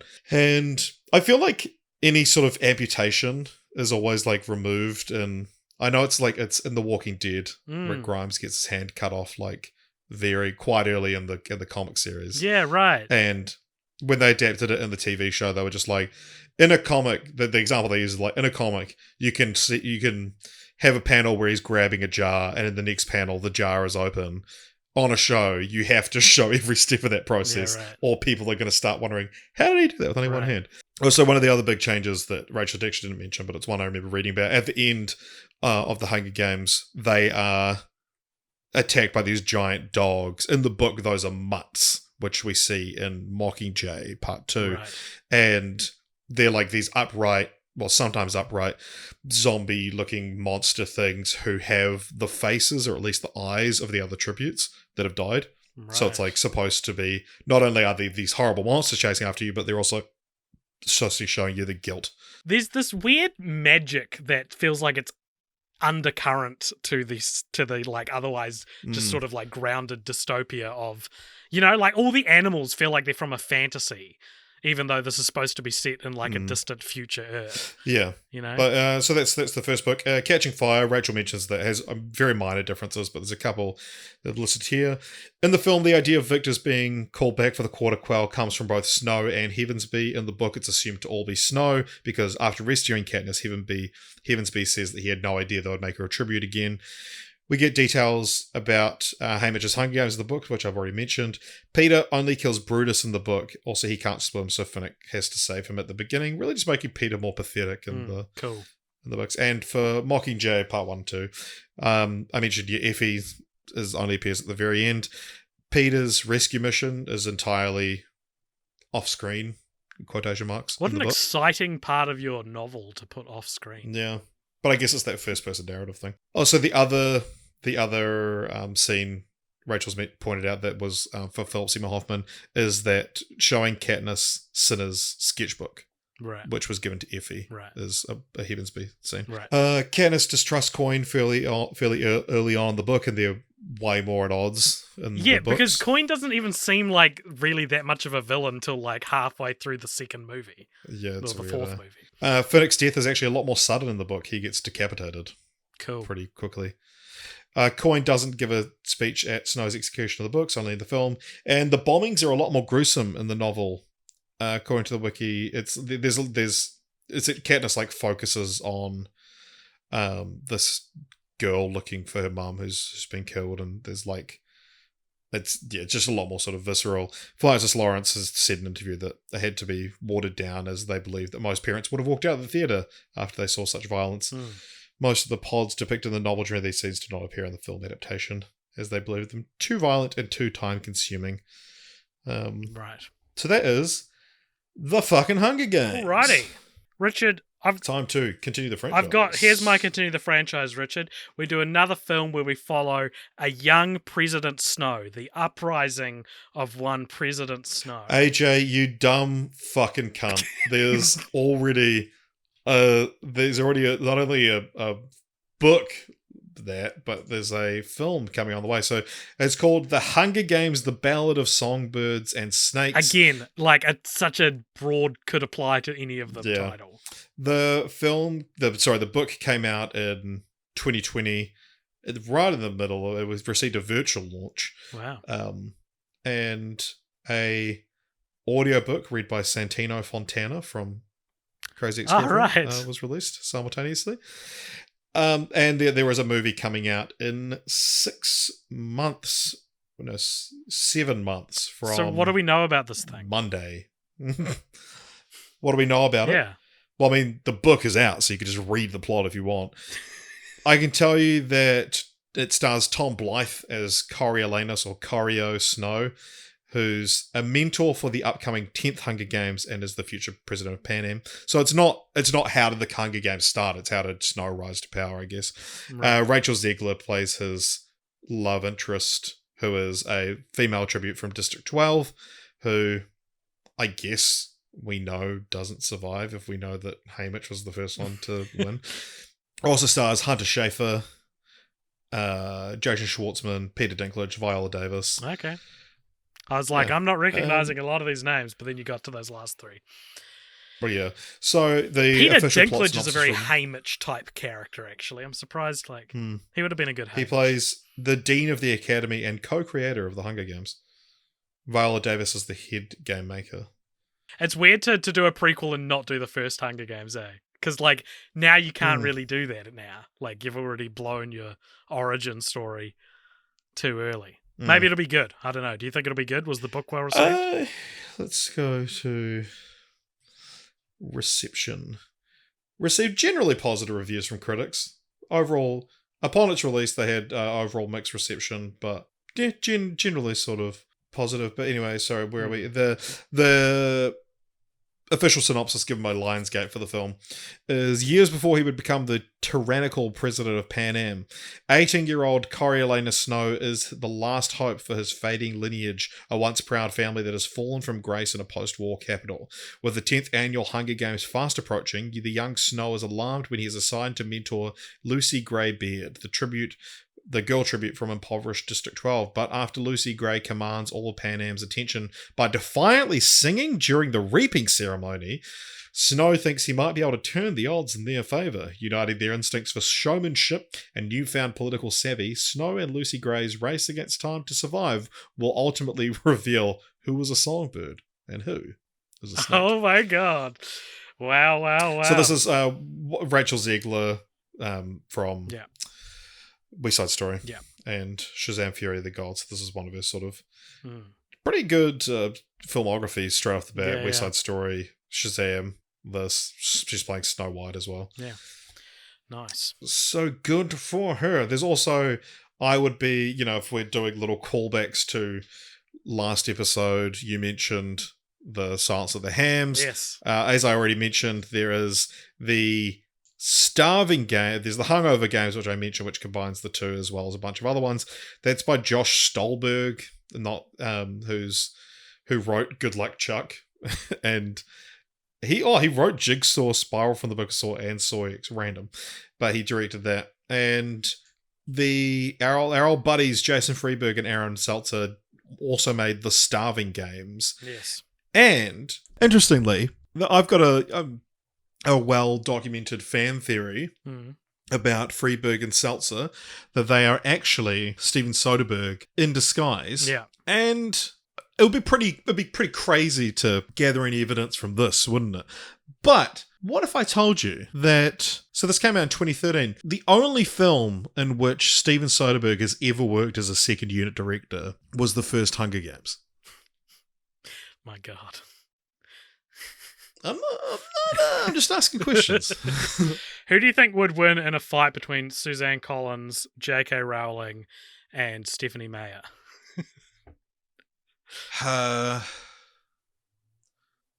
Probably J.K. Rowling. Yeah, the only one willing to stoop as low. Yeah. Yeah. Nice. Well, what's your... Do you want to go first, or should I go first? You go first. My continuing the franchise, Richard, is a video game. And it's called The Hunger Games. Wow. And here's what it is. It is a narratively driven kind of thing, but you can maybe it's you can design your character, you can build your own character, and you are a tribute for some random, I don't know what number, Hunger Games, right? So the game is... you are playing the Hunger Games, right? You've got to survive.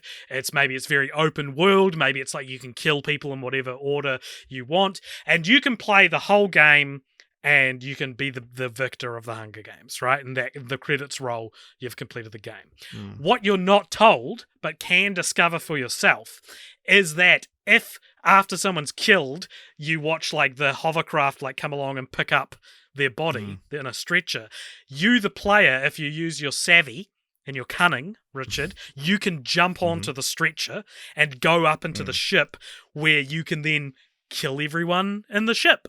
And it's a game where you can become the Mockingjay. You can become the symbol of the rebellion. You can lead a rebellion, but you are not told you can do this. And the user interface in the game is fighting against you.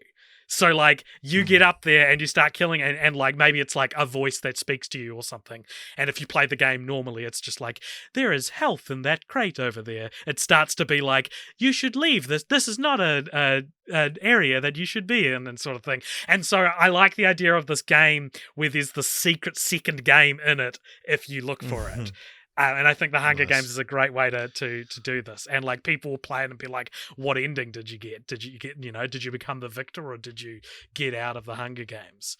So that's my Hunger Games video game pitch. Yeah, no, well, that was pretty much my idea too, so there's no point in that. Now, I mean, like, a prequel's a pretty, like, obvious place to take it. Well, there's so many Hunger Games. You can, yeah, exactly. It's built into it almost. But yeah, I am curious about the idea of seeing what happens after this. Like, I don't know. I mean, maybe it's a little dark, or like not the right political, but like I like the idea of, this revolution, but the new world they've created isn't actually better, or there's like some sort of reason that it's like, oh, there was Snow was a little bit right in some way. Yeah, right. And I want to see the fallout of completely dissolving the whole district system and the capital and whatever, and trying to have a fully like communist society or whatever. But it would be. It's still a blockbuster movie. So well, if it's anti-communist, then you're in good hands, Richard, because American cinema will happily make a movie about how maybe communism isn't the right way to go. Yeah, in theory, but I would like to, I think, see. Yeah, and then maybe it's Katniss herself is like, we have to do another Hunger Games. I reckon I want to completely miss the point of these films, and I want to go against the politics of them, and see what happens. Yeah, I don't know. I don't know. Just like we're seeing a prequel, which I don't know. The prequel's being written by Michael Arndt from Pixar, but I don't know. I can't see it being that good. Like, I'm very curious. I'm very curious about it. Nice. But yeah, we're seeing the future. So we're seeing the past. So I want to see the future. Essentially, is what mine boils down to. AJ, what else have we got to do? We're going to rank that franchise, Richard. So if you want to head over to letterboxd.com/cultpopture and look at our franchise ranking, our compendium has been recently updated by yours. No, I was going to say yours truly, if that would mean me. You did it. Truly yours. Truly mine. By truly you. So that's up to date, but we've got to rank this with the other 170-something franchises we've watched. Mm-hmm. So, what are we thinking? What are you thinking? Give me a film that's ranked, and we'll talk about where it goes. Well, yeah, this is interesting because, like, yeah, how good do you think this franchise is? I think it is. It's more good than it is bad, but it's more passively good than like something that's really good, though. Like, I wouldn't think this is below the Nymphomaniac constant. You wouldn't? No, I don't think so. I think look at what's below it, dude. It's like the worst shit we've ever seen. This just kind of like slows down to a halt. Like, it's not the worst thing. No, I think it's great. And yeah, exactly. And there's a movie you really like, and that's a sequel, which, scores points when you do a sequel that's better than the original. That's always something I like to consider when ranking these. So give me a franchise. I'll tell you if I think if it's better or worse. Okay, is it better than Death Note? Yeah, that's a really good reference. I think it's a little bit better than Death Note. Okay, hold on. I'm just gonna move it up so I can see what we're dealing with here. Mm-hmm. So, you're saying it's a little bit better than Death Note. Yep. So, is it better than the original Planet of the Apes? No, I reckon it's between. Okay, so this is our new number 22. Nice. I love it. So it's better than Death Note, but not as good as the original Planet of the Apes. I think that fits. Mm-hmm. I think that's a good place to put it. And Richard, what else? I feel like I'm forgetting something other than French. Sarah Marshall. Very good. What? So is it just next franchise now? I guess, yes. So our next franchise over on patreon.com/cultpopture. You can vote for only $1 a month. You can vote. Like these good people have. And before on our next franchise, you reveal what it is, and I'll reveal that right now. Oh, sorry. I just want to say that if you enjoyed this podcast and it's your first time listening, maybe please consider following us on all the places. You can like us on Instagram and Twitter at cultpopture. You can email us at cultpopturemedia@gmail.com. You can join our Discord and tell us how very wrong we are, or you can jump on our Patreon, donate if you want. Just like we said, for only $1 a month, you get to tell us every second franchise we watch, and that is at patreon.com/cultpopture. Richard, what's won the vote, dog?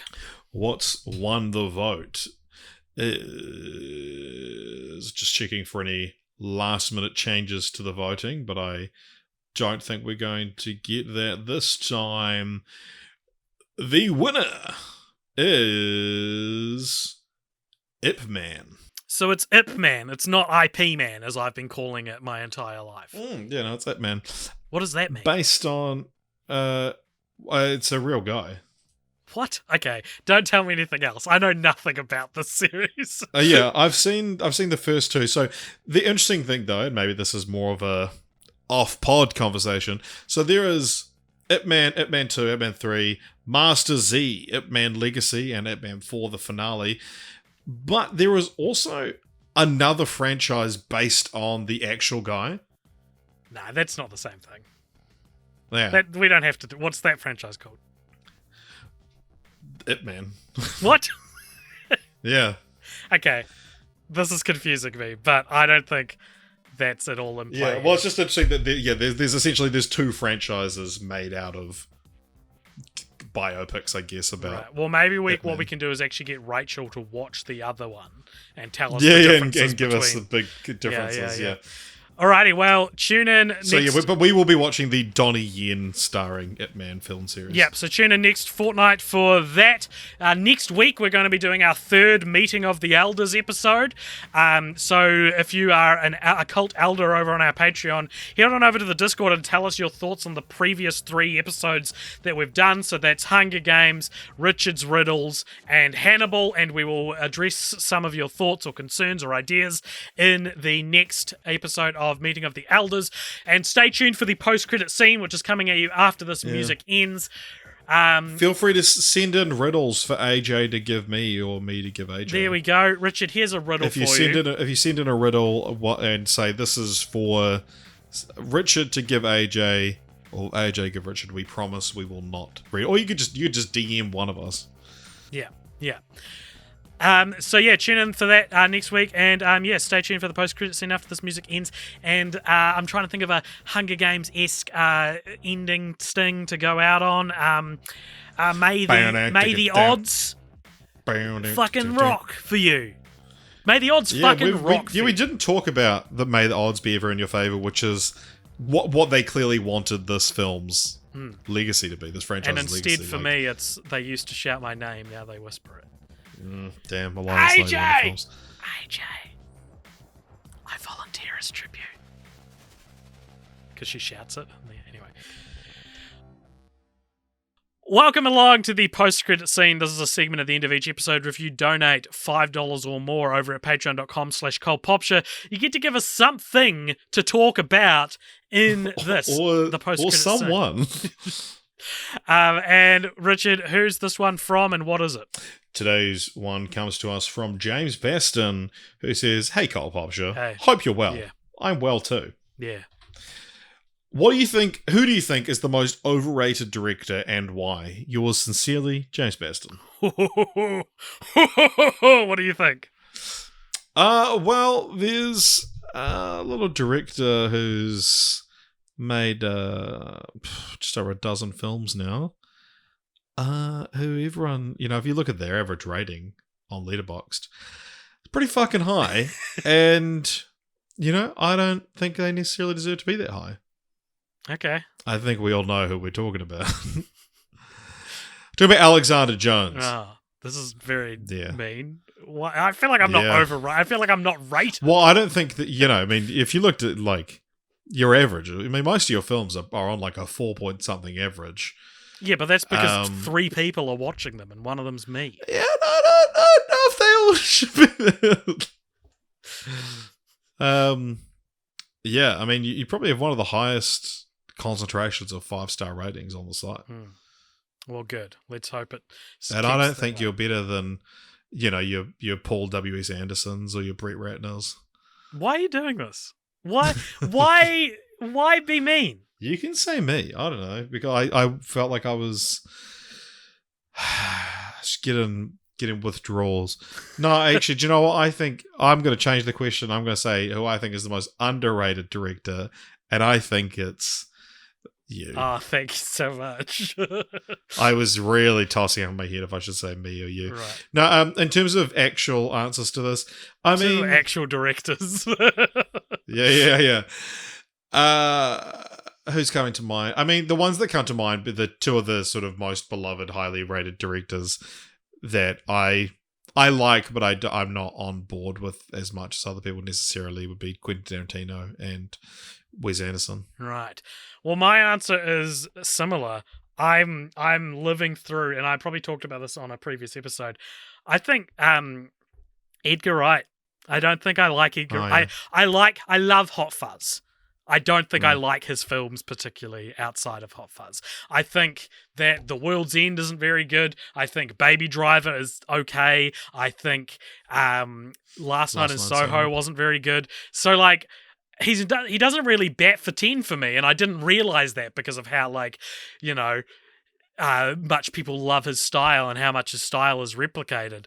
And now I'm like, I don't even like his films that much. So that's my answer, is Edgar Wright is who I think is the most overrated director. Yeah, it is this interesting thing where it's like, it feels like you have to be, like, there's a certain threshold you have to be rated to be overrated, and not many directors, I feel, really pass that threshold.